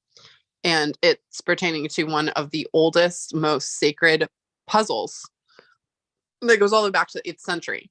And it is associated with the most brilliant minds that have ever lived. And what they do is they hide it in poetry, in song, in architecture, in paintings, in books, in TV shows now. And I've been following it for a long time. And you can look at Manly P. Hall. He's been following it too. You can look at it in God, there's so many. There's just so many. It's intense, but it's everywhere. And to bring it down in layman's terms, it's called the Grail School. It's just a school for the most brilliant minds. And they hide knowledge, they hide secrets. And part of those secrets is pertaining to the Seven Cities of Gold. So, yeah, I feel like a better way to explain it is if you guys have ever seen, oh my God, the Avengers Endgame, you know how it's like the end of the world and they're literally dying to obtain the Infinity Stones? And then you pretty much like go and watch Loki season 1, and Loki is in this place. He's being forced to work there. And he sees these people around him in this like time shift universe, right? And they're using the Infinity Stones as paperweights. The very item that he tried to destroy himself to obtain, the very things that people almost died in order to protect, are being used as paperweights. Again, it's all based on perspective, on point of view.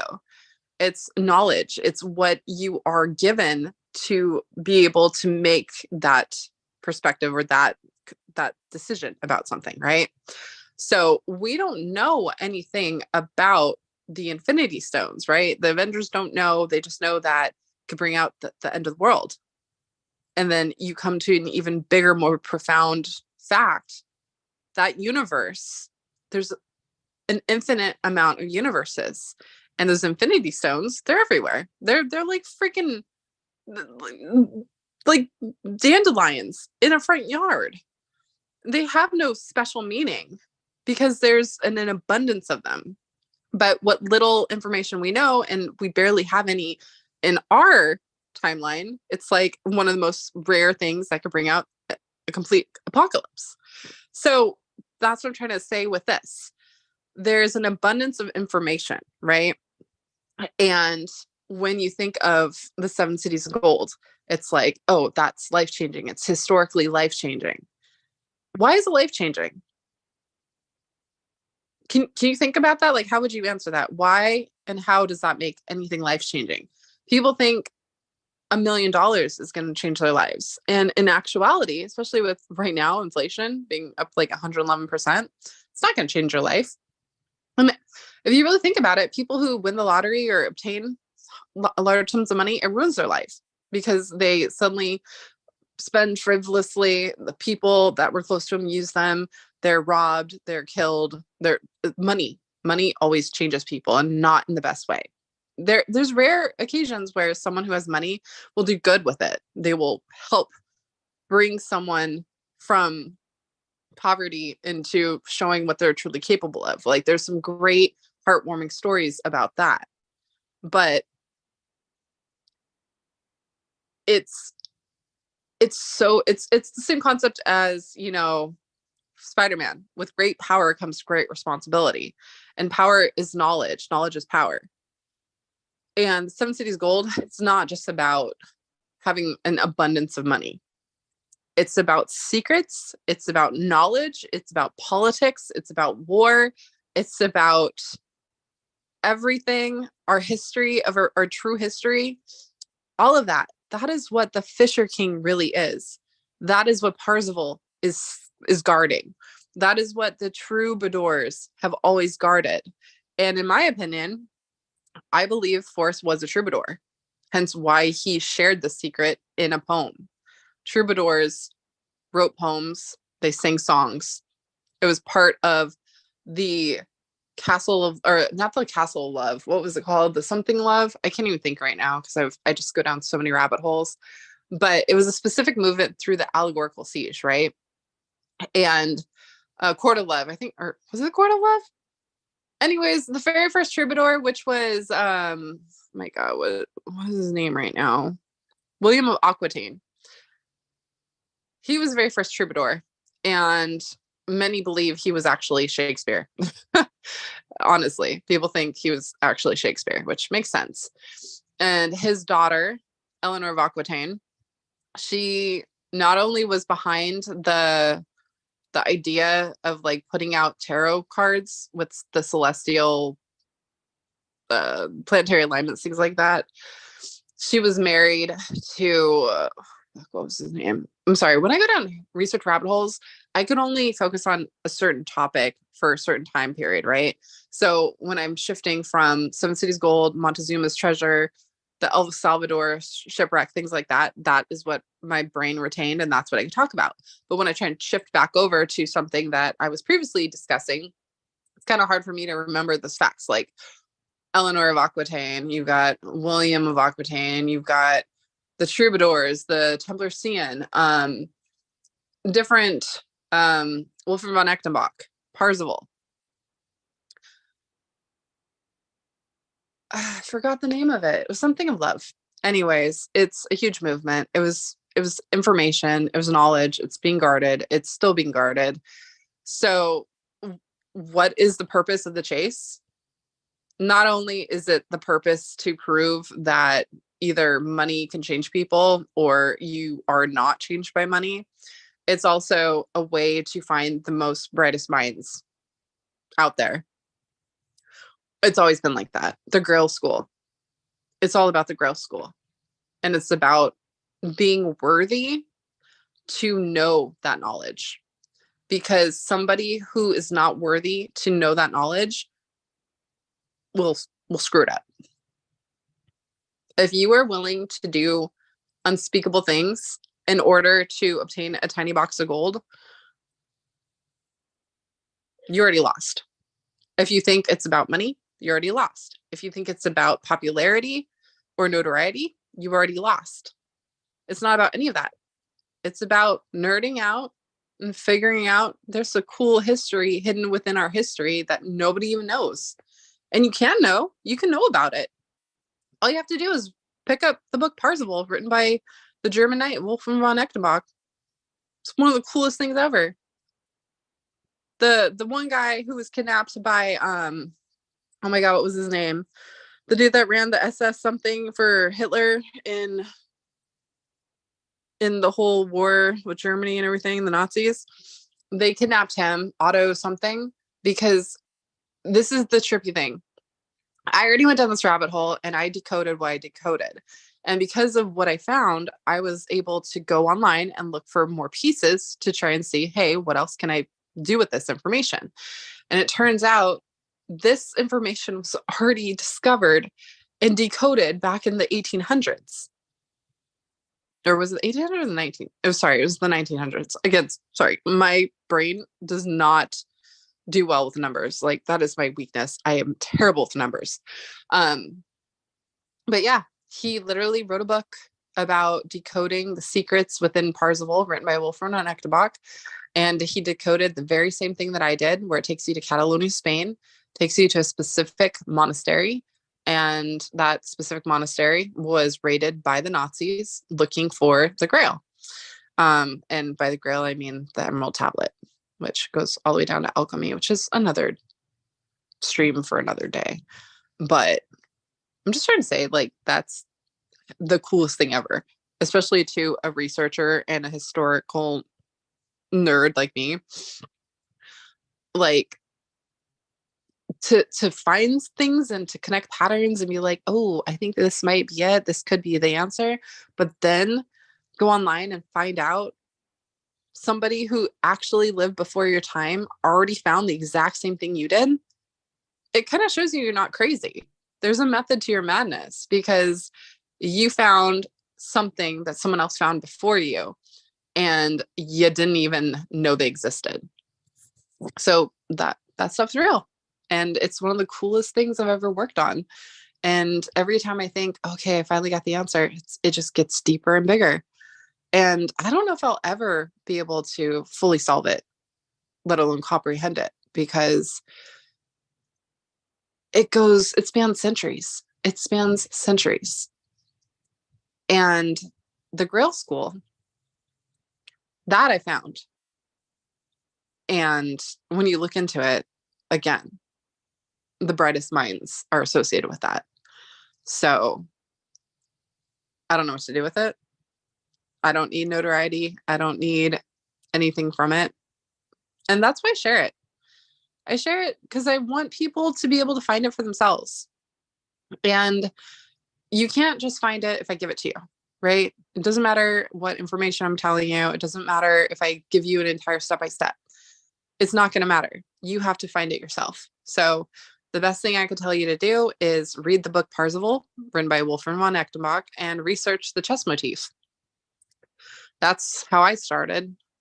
And I mean, eventually, maybe you'll wind up where I'm at. Regardless, it's just really cool and fun to know that today's day and age, you could just look at something, want to know what connects it or why it exists or what makes it what it is. You can go online and you can find it within seconds. That's what's so cool about then versus now. And it also makes it a little bit easier to be able to solve a little bit more of the puzzle. Because if the internet didn't exist, I wouldn't have been able to go to Roslyn Chapel last year in Scotland to work on another piece of the puzzle that is pertaining to midday blue apples, which takes you to Chateau Lorenez that I've talked about time and time and time and time and time again. It goes back to Poussin. Poussin, he was a protector of the knowledge. He painted his secrets. And the trick with him is that you were never supposed to be able to see them all once, because that's what you do. You take all his paintings, you put them together, and it gives you an actual bigger picture. But back then, they were all sold to, the biggest bidder. And you would never have them all in one place until the internet. The internet, you're like, oh, okay, that's his painting. That's there. And then you could literally turn it into a puzzle. And it gives you another piece of the puzzle, which led me to from Chateau Lorenez to Roslyn Chapel. It's just really cool. I like riddles. I like puzzles. Am I going to get anything out of it? No. And I don't want anything. That's the point. You don't need to be rewarded. You don't need money to satisfy your curiosity. That is why when Einstein said, imagination is more important than knowledge, it's true. And it's not saying that imagination is better than knowledge. It's saying that knowledge puts you in a box, right? Knowledge is given and you're told specific details or specific rules, right? And if you go out of those rules or out of the box, then you're not smart. But imagination has no rules. It has no limit. Imagination is the reason why we're allowed and able to discover and solve so many mysteries. Because when I like, this is how I interpret it. When Forrest was telling you in the chapter Important Literature, what would you prefer? Would you prefer someone who just graduated mechanic school with no experience working on cars to work on your car? Or would you rather have someone who's never graduated mechanic school, but has worked on cars nearly 7 years of their life to work on your car? And showing you it's trial and error. You're not defined by what your education is, right? You're not defined by society. What defines you is trial and error and what you do with the life that you're given. Okay. So you don't have to put yourself in a box. You don't have to say, oh, because I don't have an education, I don't have a degree, I don't have a PhD, I can never be an archaeologist. I can never be someone who's considered smart, because society says you're only smart if you have a piece of paper to prove it. And that's not okay. That's not what anything is about.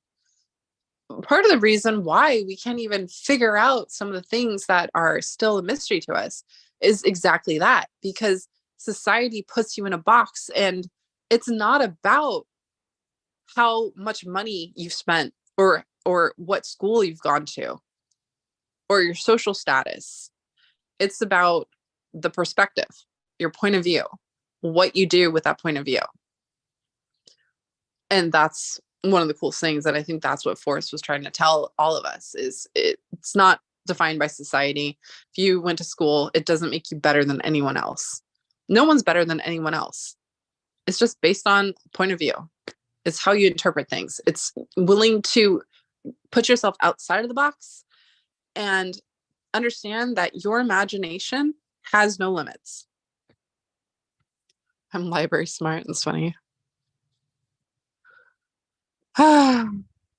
It wasn't the Holy of Holies, Frank. It was the fucking head of the Gorgon. God, I hate that you it's so annoying that you creep on all of my research. Like, you don't know anything. All you do is just sit there and wait for someone to fucking say it, and then you claim that you already have it, and you don't. It's wrong. It's not the Holy of Holies. Like, please stop. Ugh. Eleanor of Aquitaine is my 25th great grandmother. Yes, Bill. You've said that before. I think that's pretty cool though. I nerd out about that too. Like my great ancestor is Scotia. She was the one who named and basically put Scotland and Ireland on a map. And she was pertaining to Nefertiti. Her mom was Nefertiti. So I go down to the bloodline Nefertiti, which is pretty dope.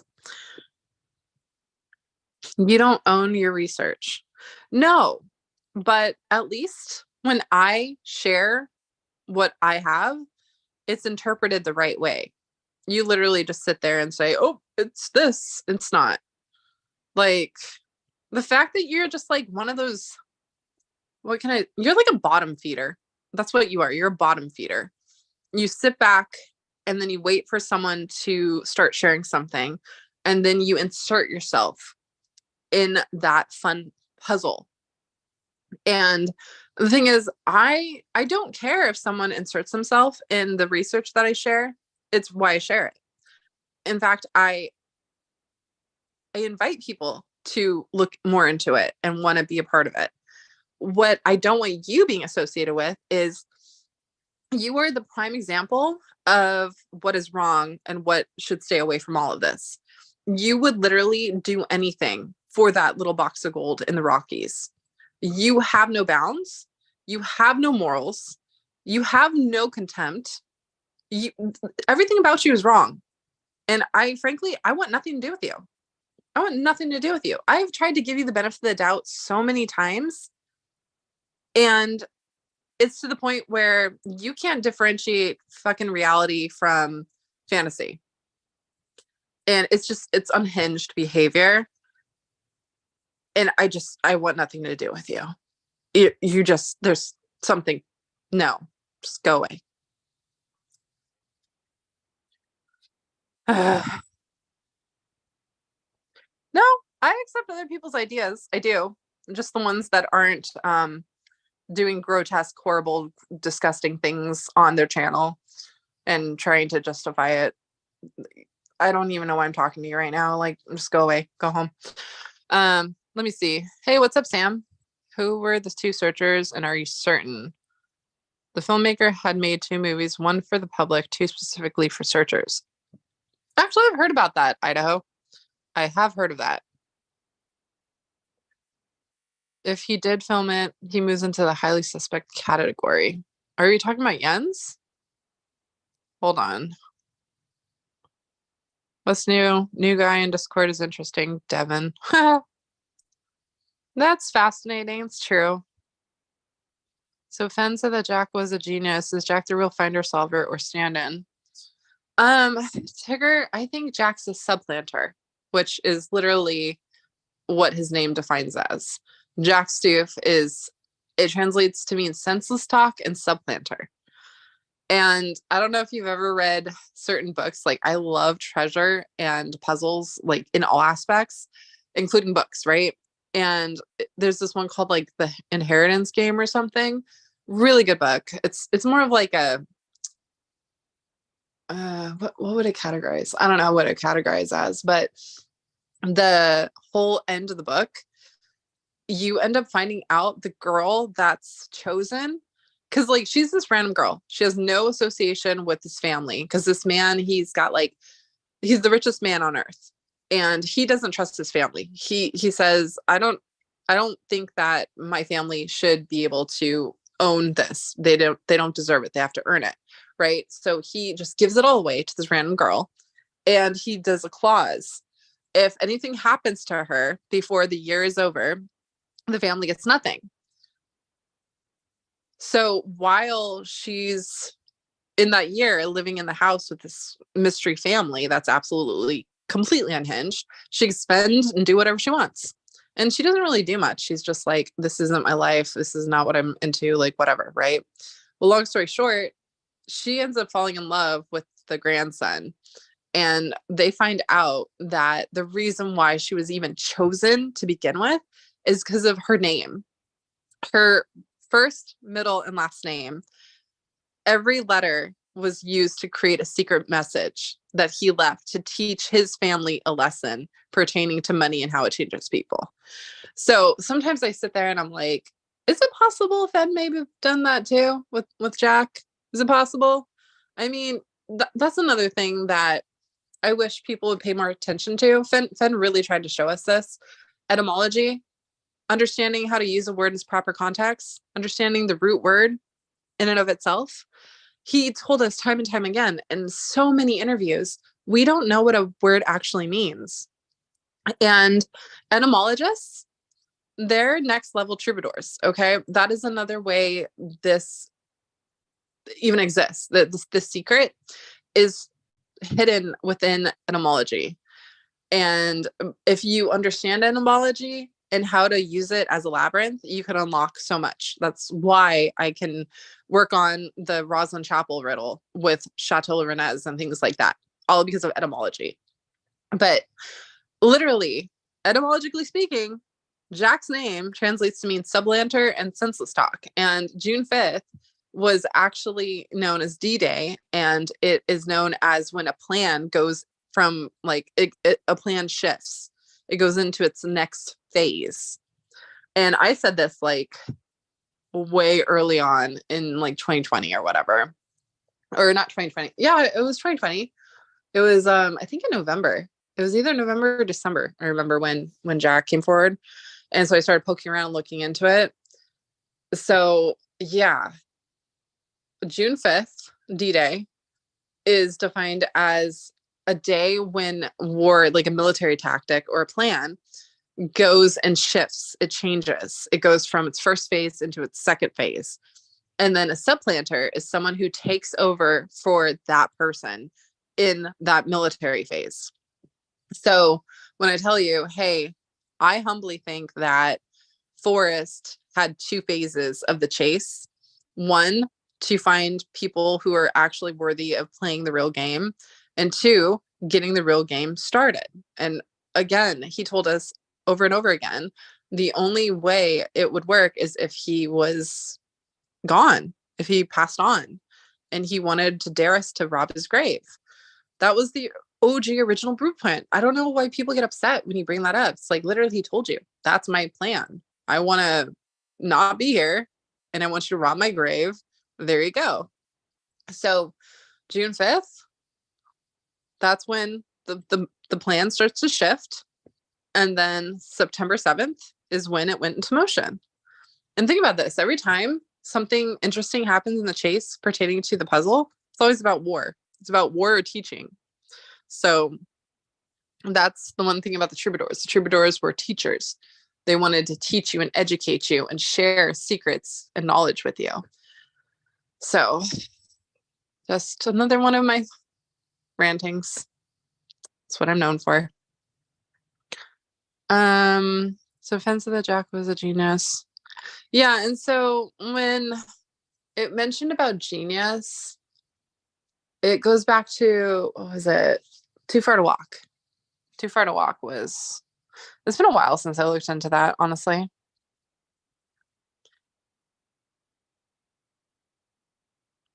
Let's see. Our independent friend has a partner that's flying under the radar. Interesting. Yeah, but again, you guys, okay, Idaho, you said he has stated filmed actual find and retrieval of Forrest Fenn's the chest or treasure chest, right? How many times can I tell you? It's not about that little box of gold. That's just a fraction of the story and what we're actually supposed to be like. The puzzle is the chess motif. Okay. The lure was phase 1. Phase 2 is the actual puzzle. It's the game. It's the dare. Come rob my grave. But I don't know. I've been saying this for years. Do with it what you will. Is it June 6th? I thought it was June 5th.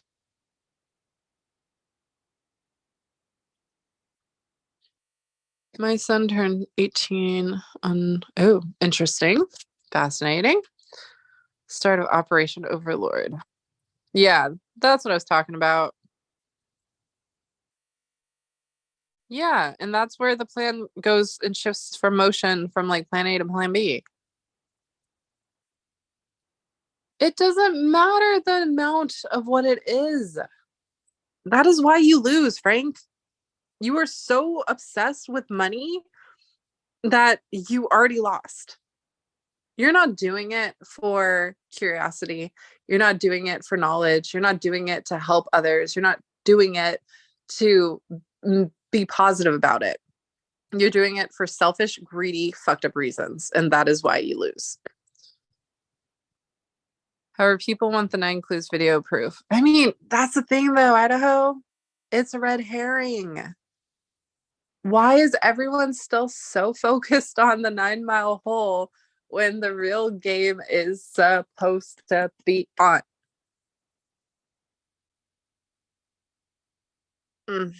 Whatever. It's fine. It's fine. I'll just be over here playing the game. And by playing the game, I mean just going down fun research rabbit holes and not wanting anything out of it. However, that are you guys talking about the Devon dude again? I mean, go ahead. Mess around with the 9 clues. I don't really care. I don't really care.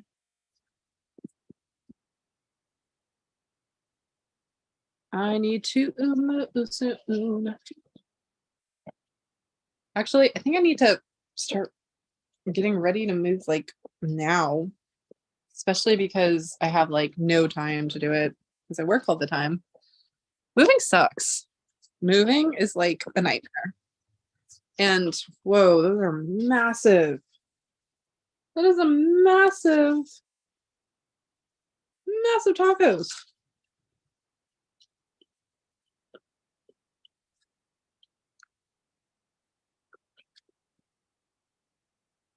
Okay, that was kind of weird.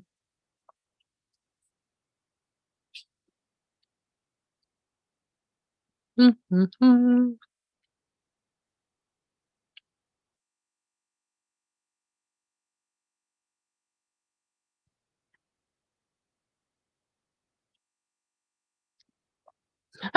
Tigger.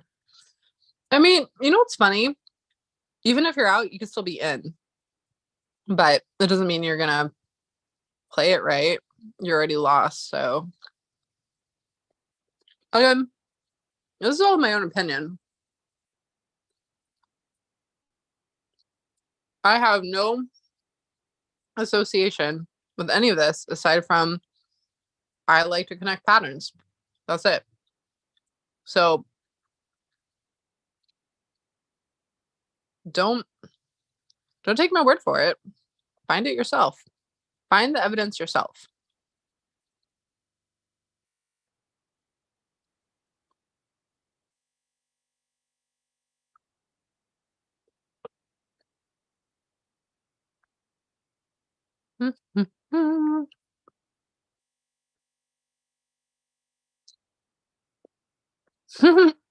Bill, that's actually funny.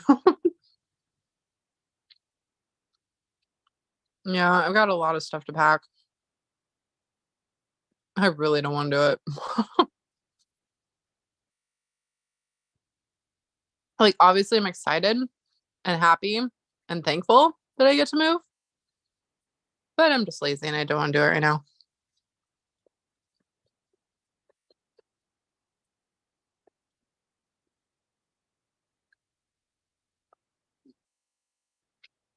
Oh, yeah.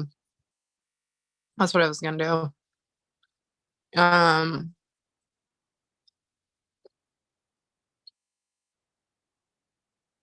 think I got like a chocolate brown.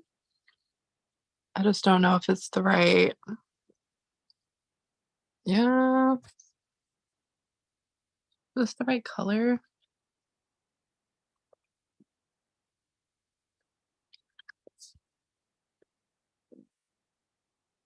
Hmm. Mm,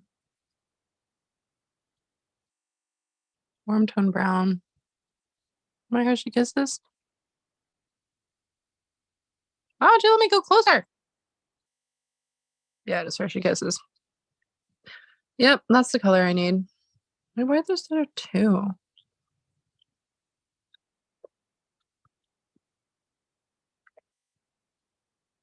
Mm-hmm. I'm gonna do it. I'm gonna do it. I'm gonna check out real fast. You know what? I kind of don't want to eat these tacos right now.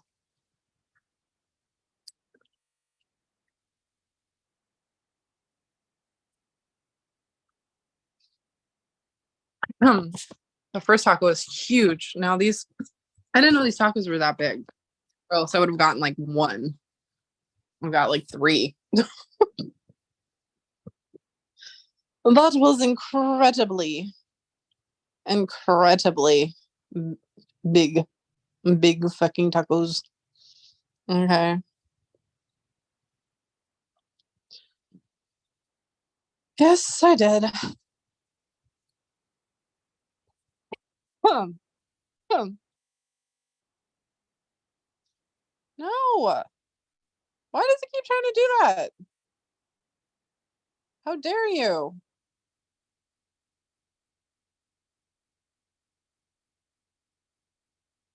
Why can't I get why can't I get different shipping?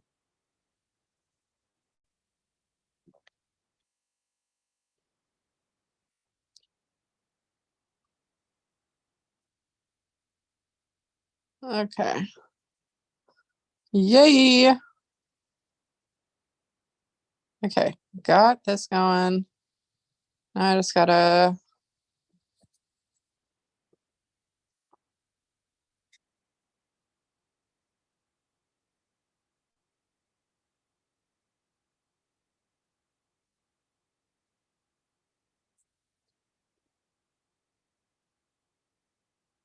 okay. There we go. Oh, that's better.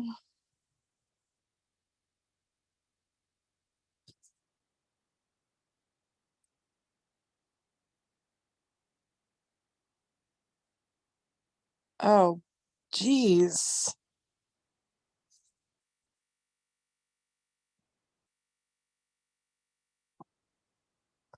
I'm pretty sure her nail doesn't exist, and oh, that is scary.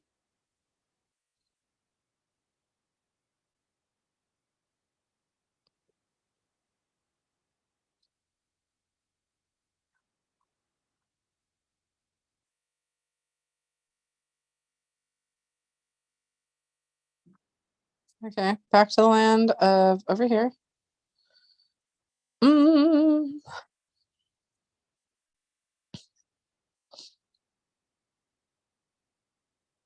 gold diggers are out.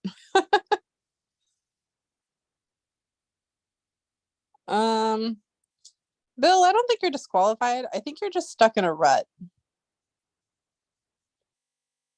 I mean, come on, again, take this with a grain of salt. This is just me interpreting things. I could be wrong. I could be absolutely wrong, whichever.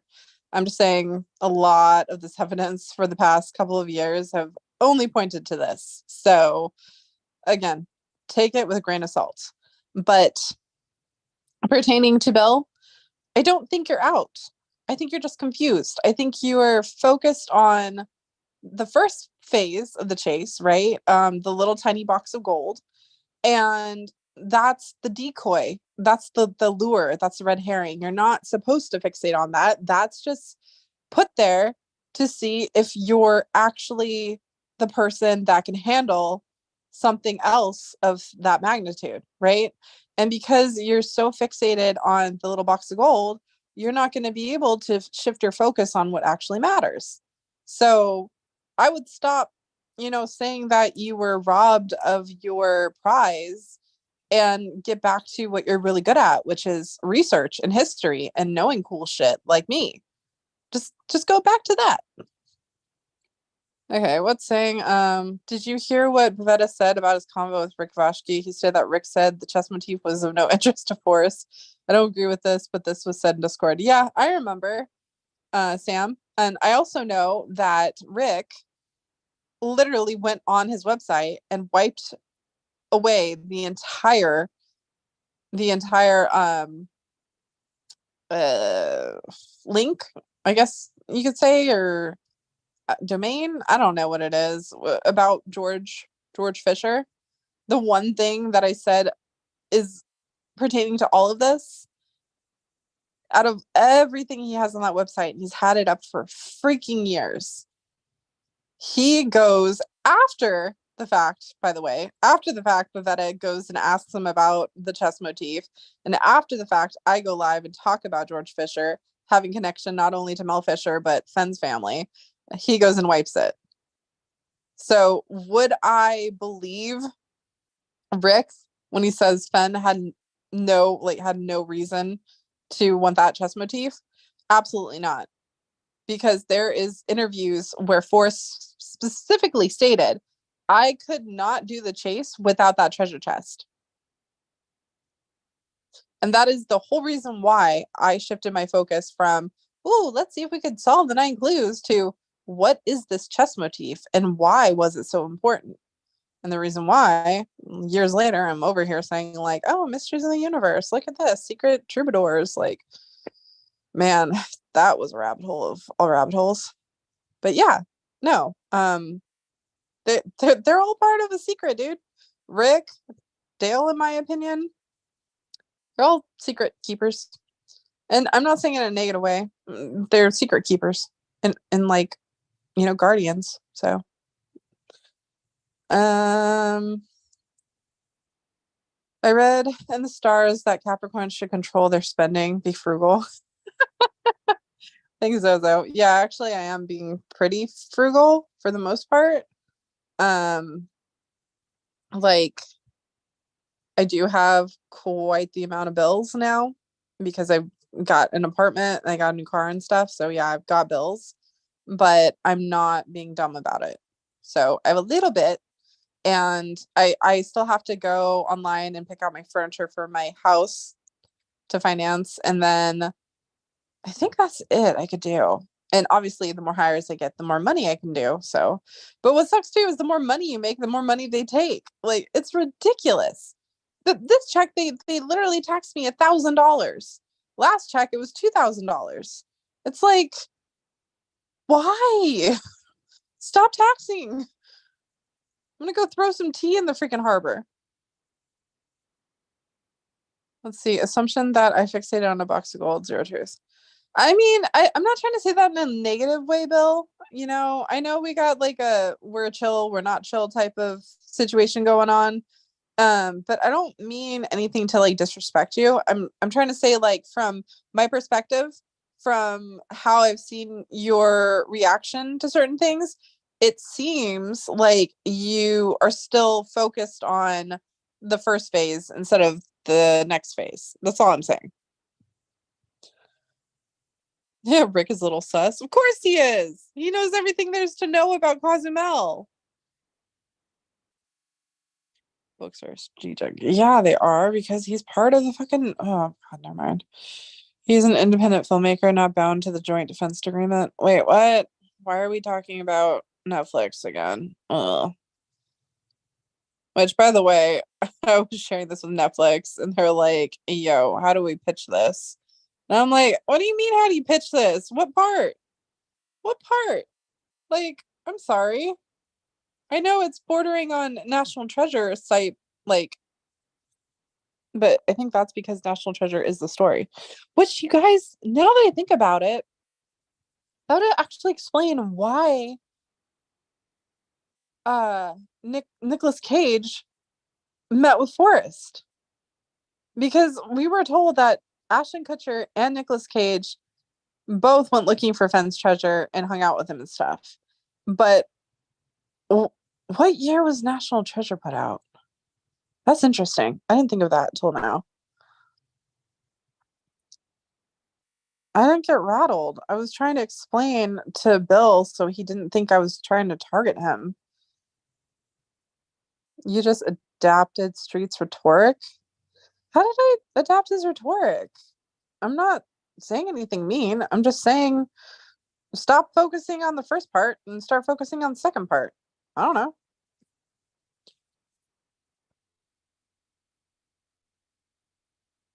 For a substitute, maybe. No one believes in the bronze box these days. Luckily, I hope to travel in about 5 days.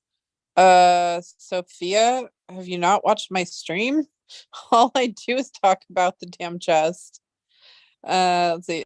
Does he have the ability to hide something like that? He would have had to be around much longer than I anticipated. Ooh. See, this is why I like Sam. Sam's always like dropping truth bombs in chat, like it's nothing.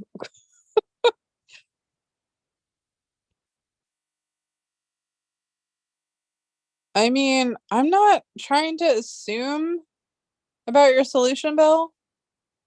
It's hard. Never mind. Question is, who wrote the script for National Treasure? Mm, you would know that answer if you knew how to play the real Fisher King. National Treasure original first movie 2004. Oh, cool. Thanks, Davey. Let's see.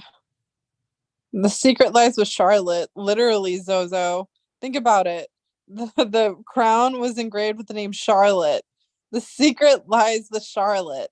And I was trying to go more deep into it, but I kind of like, I was at work, so I had to go back to recruiting and stuff. But I started looking more into Charlotte and her area and explains how it goes back to the Duke of Swabia, because the origin for Fenn's chest motif, right? Because that chest is a replica of a replica. It goes to the Duke of Swabia, and that goes into where she's from, and also where George Fisher's from. That area. It's like oh my god, what's the word for it? I can't even remember the word for it right now. Yeah, that was interesting. Moisturize. She played a bad guy pretty good, but again, it goes to show you like there's always a bad guy. There's always a bad guy. 100% was Steve filming in Yellowstone during the find and retrieval. I still have such a hard time with this whole Stoof thing. And okay, again, I understand never judge a book by its cover, right? But it's so hard for me not to be not a fan of him, or like be, I guess you could say, negative about him, because we don't know him, and all we do know is the crumbs that he's left throughout the internet, right? And I get it. When you're young, you're stupid, your brain is still developing, and you don't understand the shit you're saying, or the stuff you're doing, right? So I won't knock him for that per se, but there's still a fine line between the way you talk to people and the way you treat people. And from the bits that I've found online, it's not a positive thing. And so it just makes me think, like, did he finally change? Or is he still the same person that says all that stuff and did all that stuff? It's just like, I'm not judging him per se. It's just, one, hard to trust somebody you don't know. And two, every time I look into him or look into something associated with him, it's not good. So again, the whole Stoof thing, Nemo whole thing, red herring, red herring. That's all. Let's see. Retribution is just outstanding. Douglas Preston, the movie Retribution came out last month. Oh, interesting. Oh, wow. Already. Tell us how you really feel, Bill. Oh, that's funny. No nudge. Oh my gosh. Idaho Buffalo. Do you okay. I'm trying to say this. I don't know how to explain this better. Yes, there was a box of gold.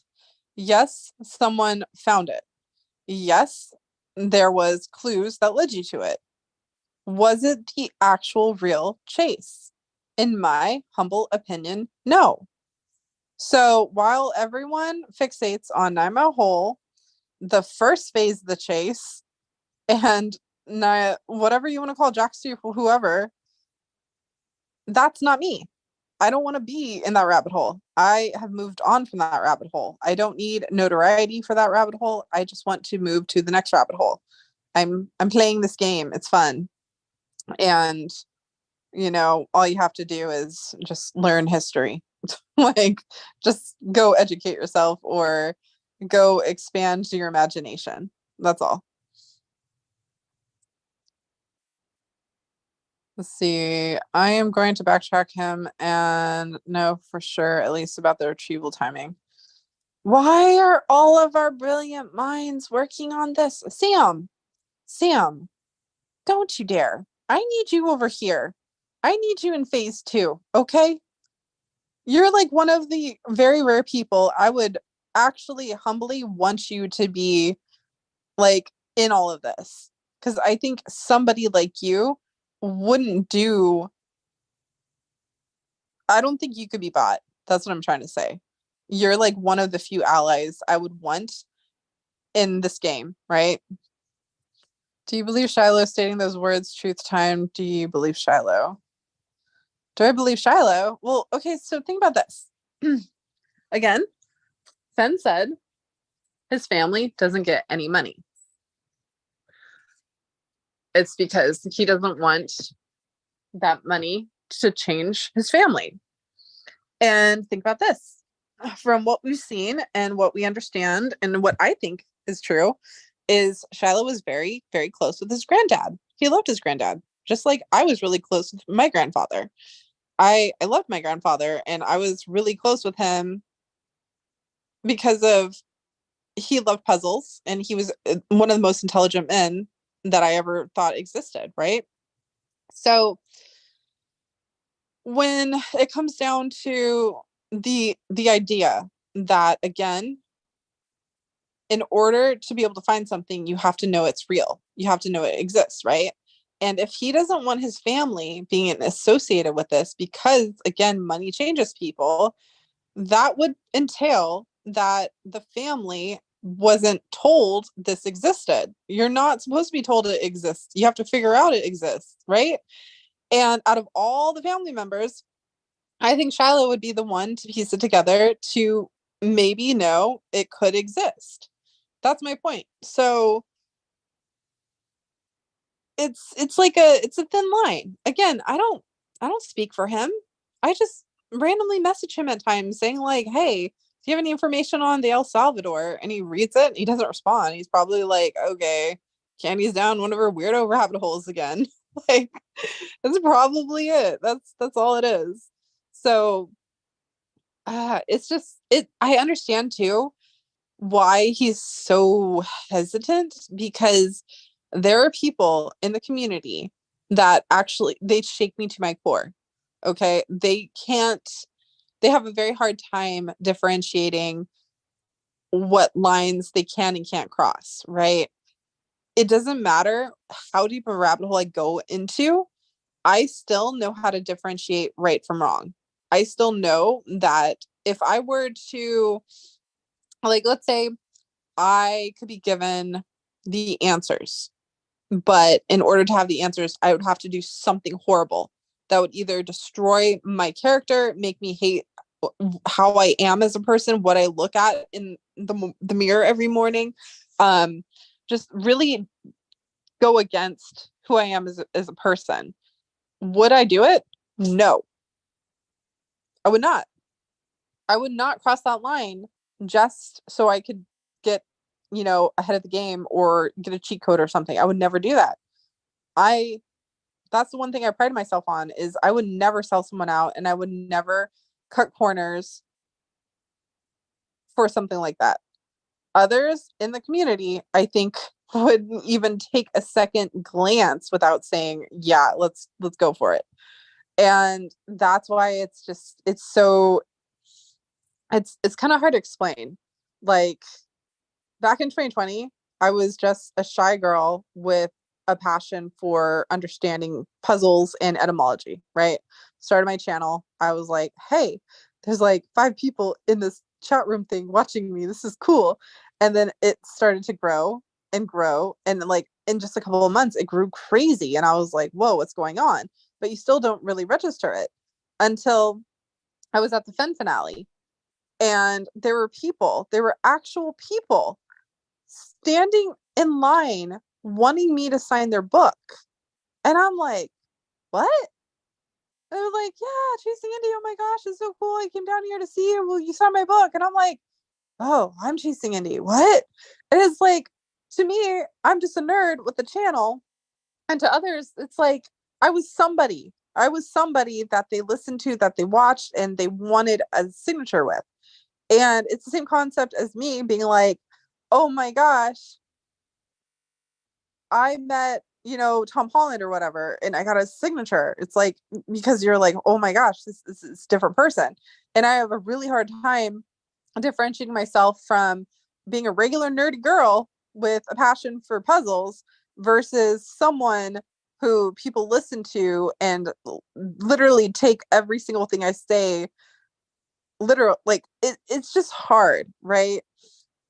And so when you're dealing with people, you deal with really awesome, cool people, you deal with snaky, backstabbing people, and then unfortunately, sometimes you deal with unhinged, scary people. And I've had my fair share of those.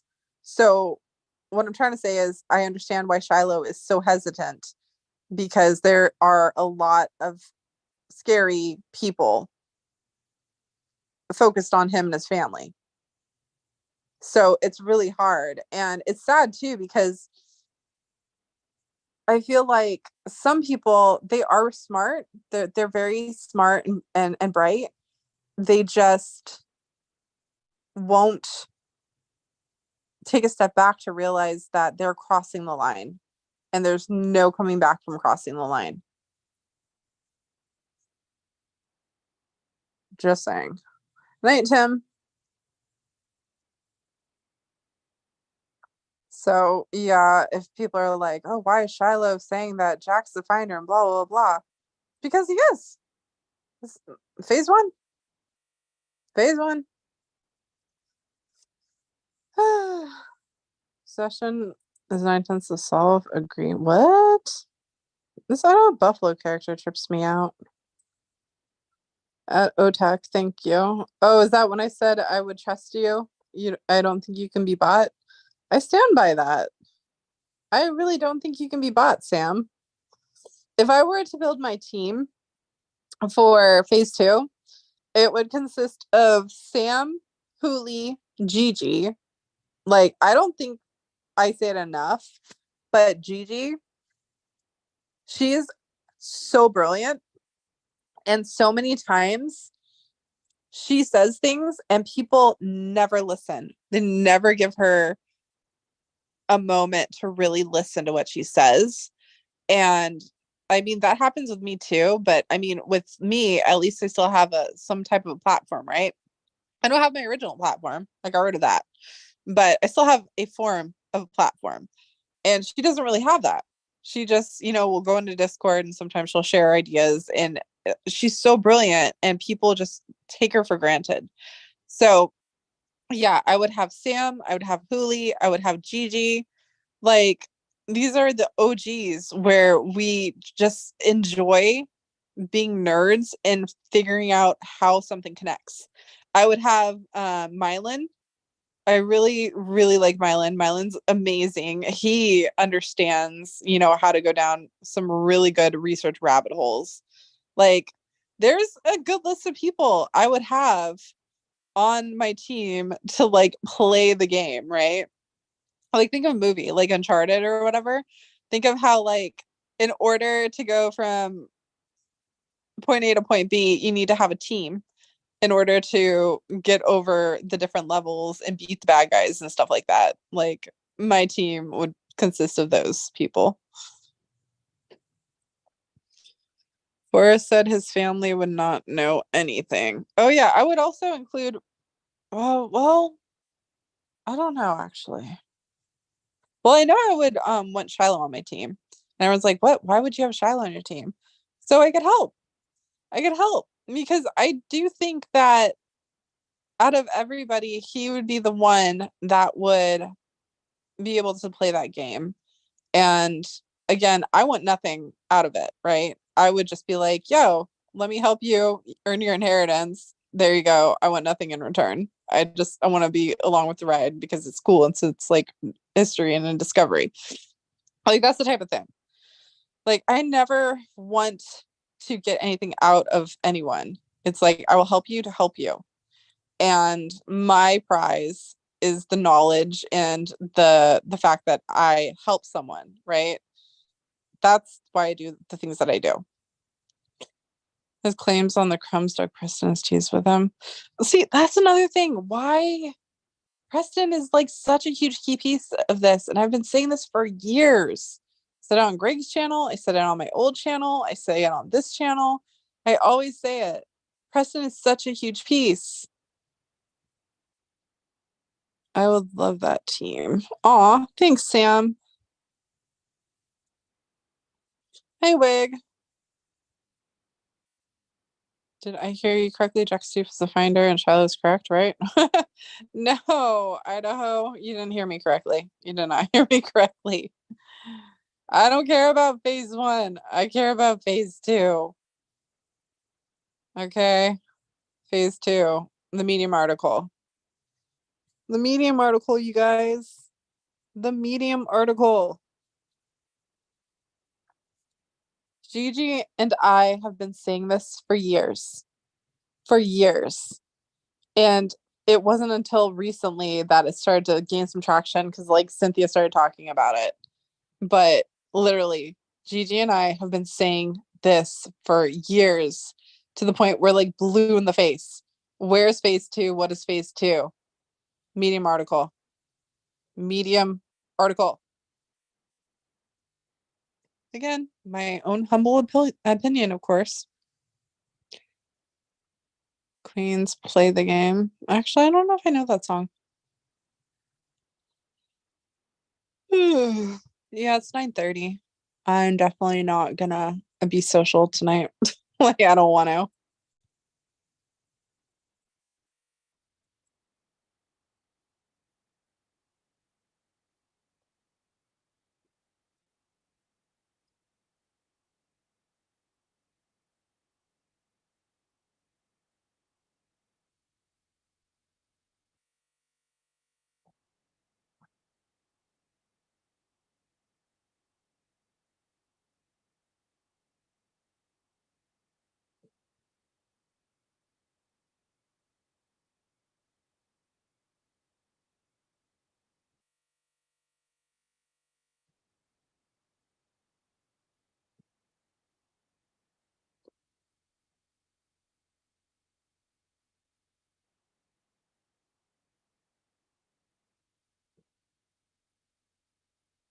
Hmm.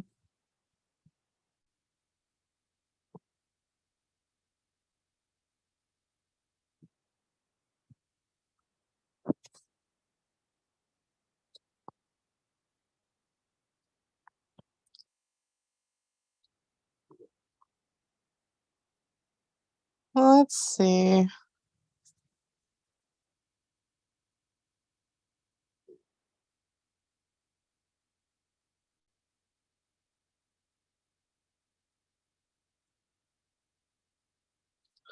Let me see this.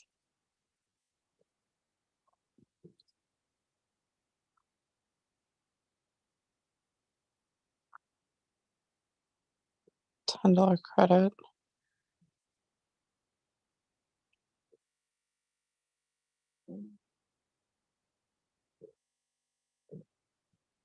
Huh. I'm curious about that. Oopsies. Back to chat. I got a new puppy. Oh, nice. What kind of puppy did you get?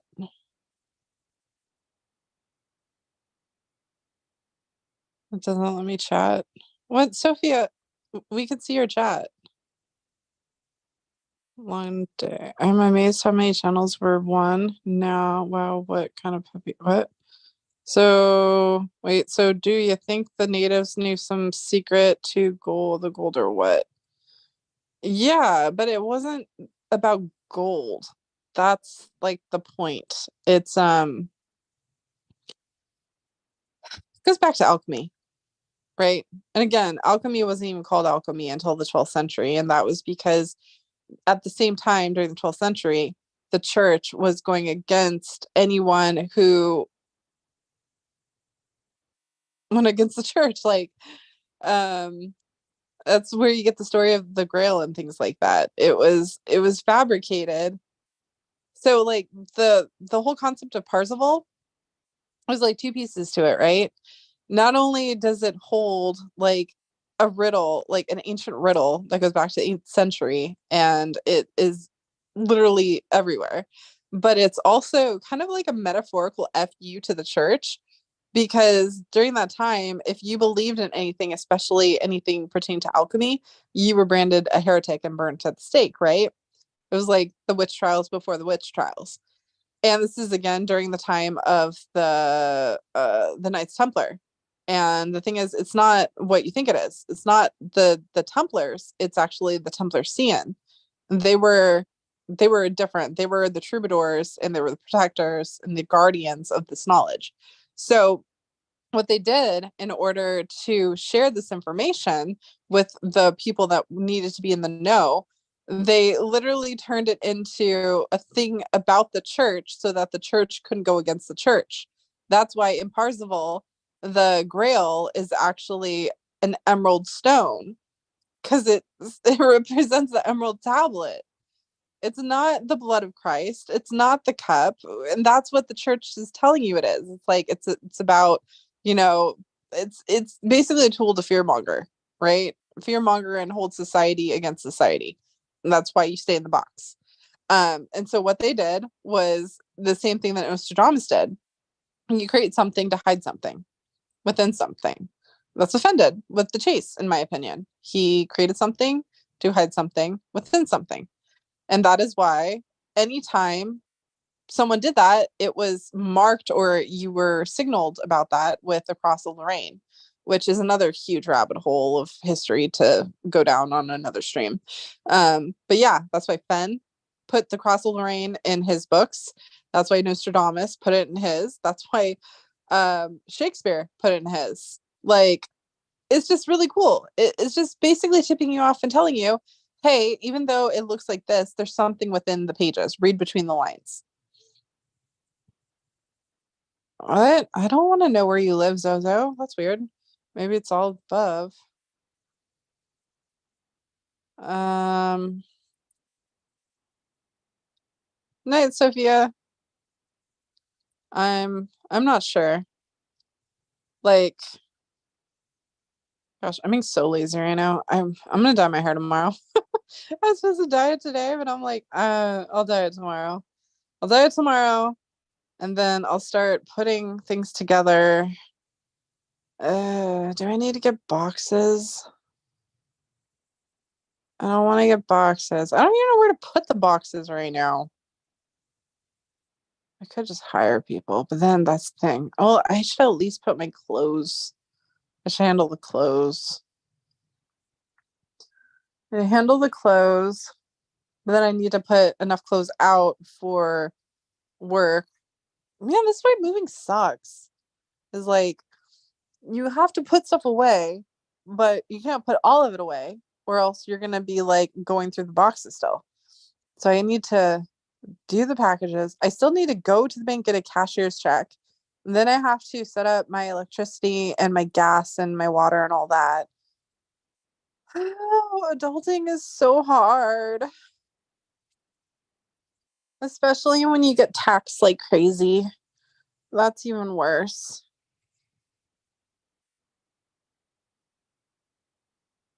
Yes, Joan of Arc was from Lorraine. Do, do, do, do, do. I love how Frank's like, oh yeah, yeah, people still don't see what's between the lines. Who found the Grail School? Not you. There's always tomorrow. Yep. I'll do stuff tomorrow. Not today. Tomorrow.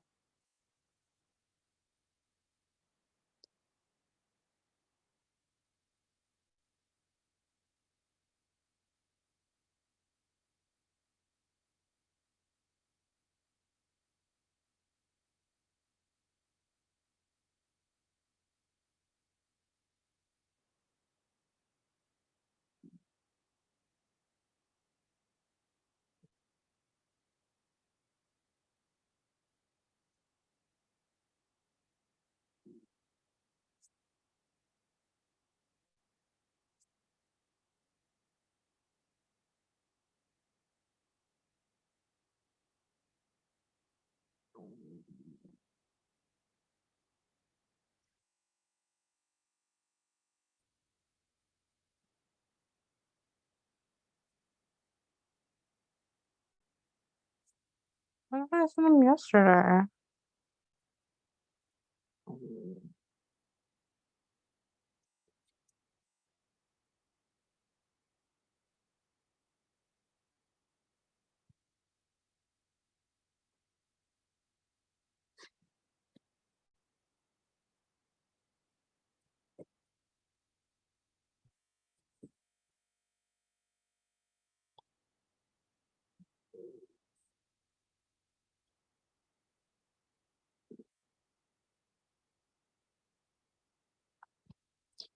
That looks interesting. Oh, that's fascinating. Oh, pastel ghosts. That is so cute. Oh yeah, you guys, I'm so excited. It's September, which means it's almost October. It's Halloween. It's Halloween. I don't care what you say. Fall begins. So I'm transitioning into my practical magic fall vibes. We're buying a house. Oh no, I did not buy a house. Trust me, Lorraine, I did not buy a house. You think I could buy a house right now in California at my age? Like, you know what's funny? I was literally talking about this with my coworker today. She's like, everyone, like basically our parents and our grandparents and just people of that generation look at us like, yeah, when I was your age, I already owned a house. Why don't you own a house? And the thing is, back then, they bought a house for at most $40,000, which today is worth 800,000 to $2 million. And for us, in order to be able to afford maybe a $300,000 house if we're lucky, which is pretty much nothing. It's like a shack in California. You have to put down like 40,000, $50,000. Like it's so bad. It is so bad.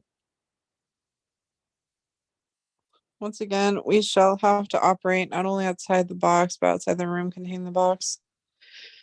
Oh, that's interesting. Then make for the best within the action. Whoa. Oh, okay. I don't know what I just said. Why do I feel like I just cursed somebody? California minimum $1 million for a house. Yeah. I don't know if you guys are aware of this, but here in California, inflation is up 111%. So right now, milk is like $10 at the grocery store. It's pretty much what it is. Um, it's pretty crazy in the land of California. But you know what? We're doing what we're doing.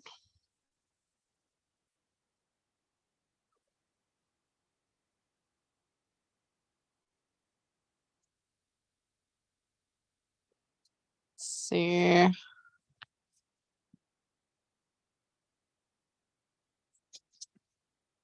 Gosh, I'm so salty. Well, not salty, but I'm a rat. Um, no, you're good, Lorraine.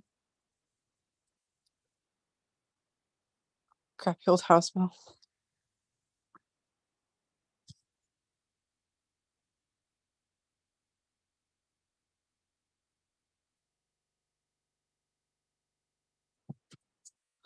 I love how the guy who I went on a date with last week is like, "Oh, let's hang out." And I'm like, "I'm being lame." He's like, "It's okay. We can hang out another time and have fun." And I'm like, "Define fun."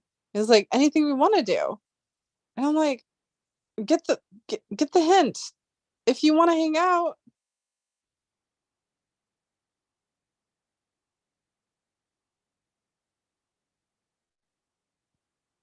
Oh, good lord. Oh, men.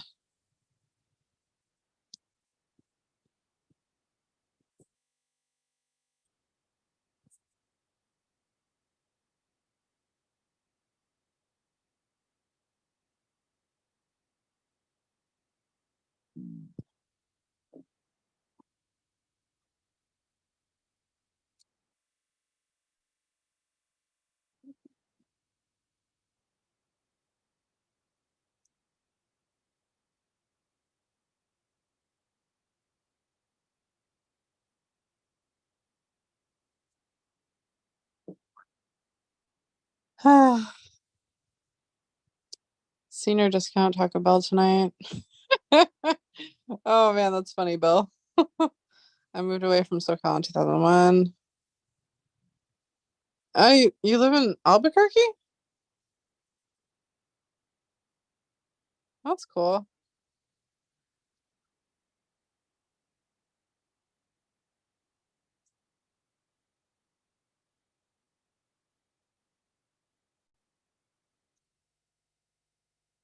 Let's see.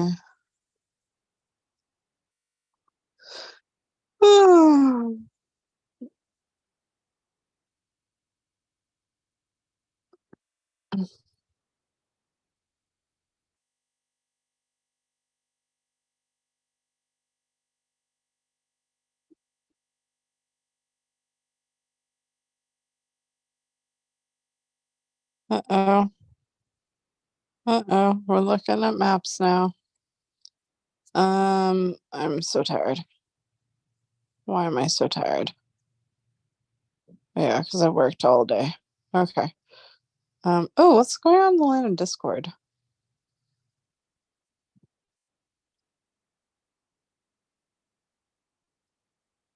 What? What the heck are they talking about?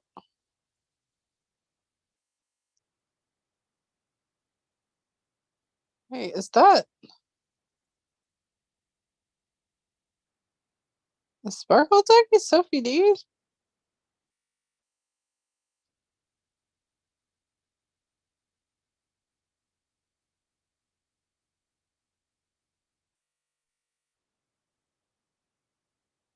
What in the heck?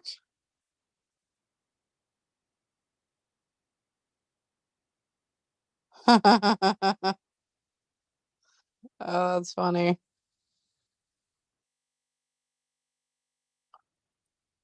Nothing worse than thinking that you're. What?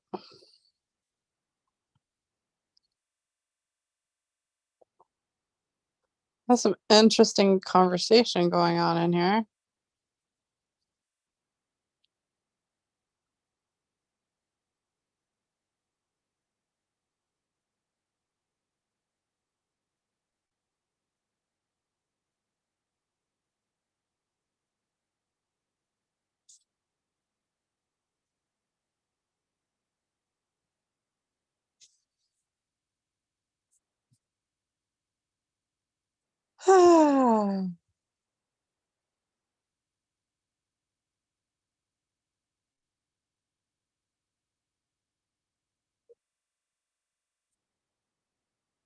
Okay, sorry, back to chat.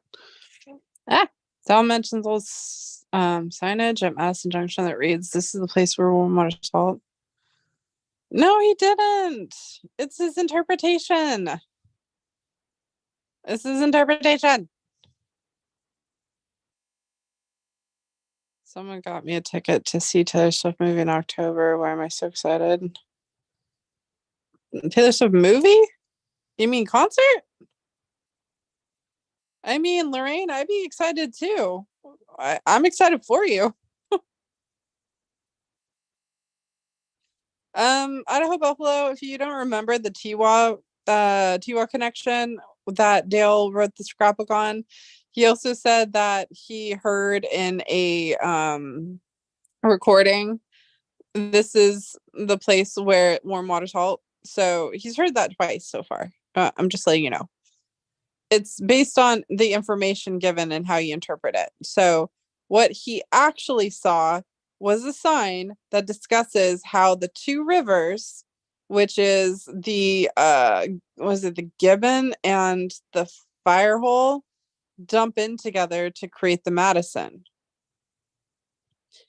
And the Gibbon isn't warm, it's only the Firehole. And when it talks about warm waters, it's not pertaining to physically warm water, it's pertaining to the fishing terminology for warm water. And anyone who's a fisherman, and I'm not a fisherman, this is what's funny, anyone who's a fisherman knows that warm water is absolutely horrendous conditions for fishing. If you're trying to go fishing, especially in the summertime, you need cold water. You need the cold water, which the Madison not only is one of the coldest rivers and the most best places for fishing, it's also made of chalk. So if you wanted to like call it simple, all you have to do is switch halt with chalk because it goes with walk. I don't know if you guys ever watched this one interview Fen did where they were talking about like halt versus walk. And he said he had to find something that rhymed with walk. And I was like, but it doesn't rhyme. It doesn't rhyme. It drives me crazy. And in the book he even says chalk the memories, once again. And so if you literally change it to begin it where warm water's chalk and take it in the canyon down, not far but too far to walk, put in the below the home of Brown, you would instantly get the Madison. Because it is literally historically known as the world's biggest chalk stream. So trust me, I've done videos on it. I've entertained it. There you go. Where do warm waters chalk? Madison Junction, the Madison River. There you go. The answer to your riddle. The Cross of Lorraine is in their logo. What, for Oreos, right? Are you talking about Oreos? I know all about that. And Fen fed the I don't think it was Cody, but the buffaloes from the set of The Last Mohicans. He fed them Oreos. That was their treat on how he got them the buffaloes to do what he needed them to do. But why the Templars, Zozo? Actually, the Cross of Lorraine it is pertaining to the Templars. That's a long story in and of itself, but the real signage for the Templar Sean is a dove and a crescent moon. And it means protectors, protecting. I can't remember if it's protecting or protectors. I have screenshots somewhere. We cannot see what you see, Otak. Play it. Play what? I'm not playing anything. Am I playing something? What? I'm confused. What happened over here? That's an interesting taco. Oh yeah, I think that's what I might do too. It's just I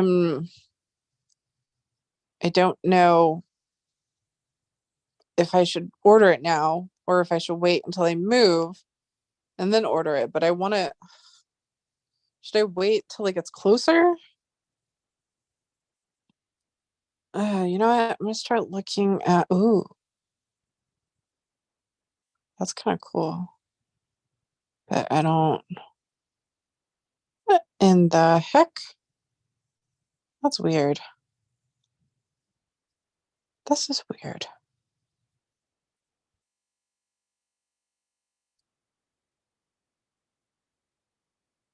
I do need to start putting my apartment together. I've like gone through and changed it and decided, and I actually purchased all the things I wanted for my apartment, and then I had to cancel because I found out the couch was a mess up. So the struggle is real. I'm tired, and the struggle is real.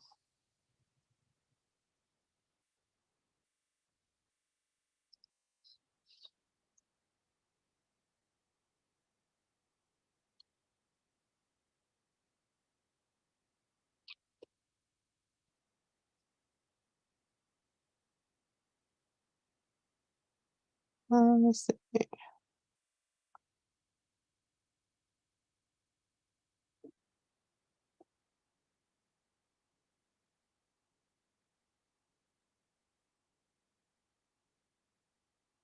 Uh,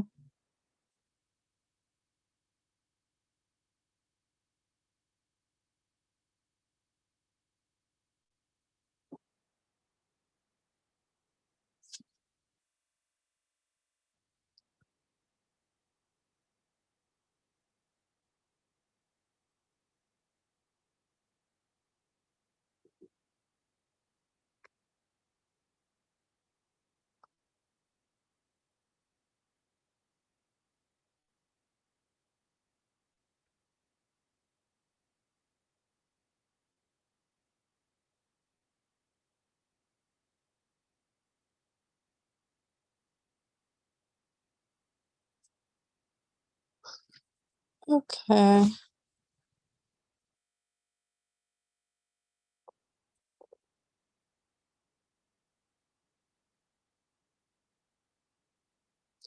What in the hellfire?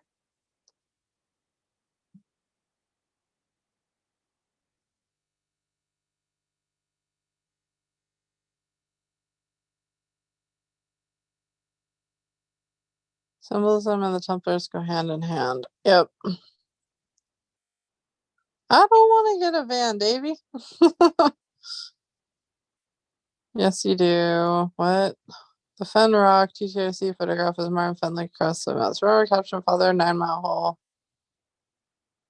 Yeah, see again, Idaho. I don't care. That's phase one. I'm in phase two. You're never gonna get to phase two if you fixate on phase one. You know that, right?